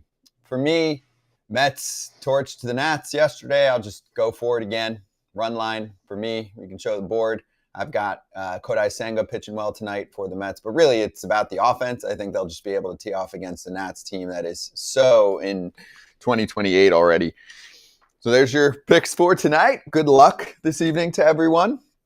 And make sure you place these on the BetMGM app, and you can get yourself a little parlay boost token for a bigger payout.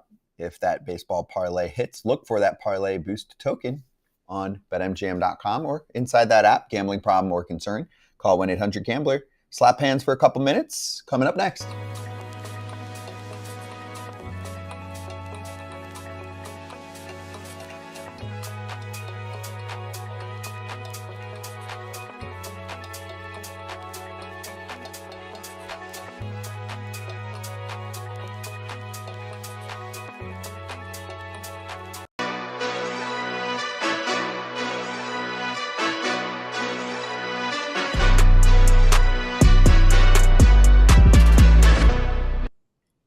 Slap hands. Let's get Kratz hats, and then we'll make an announcement.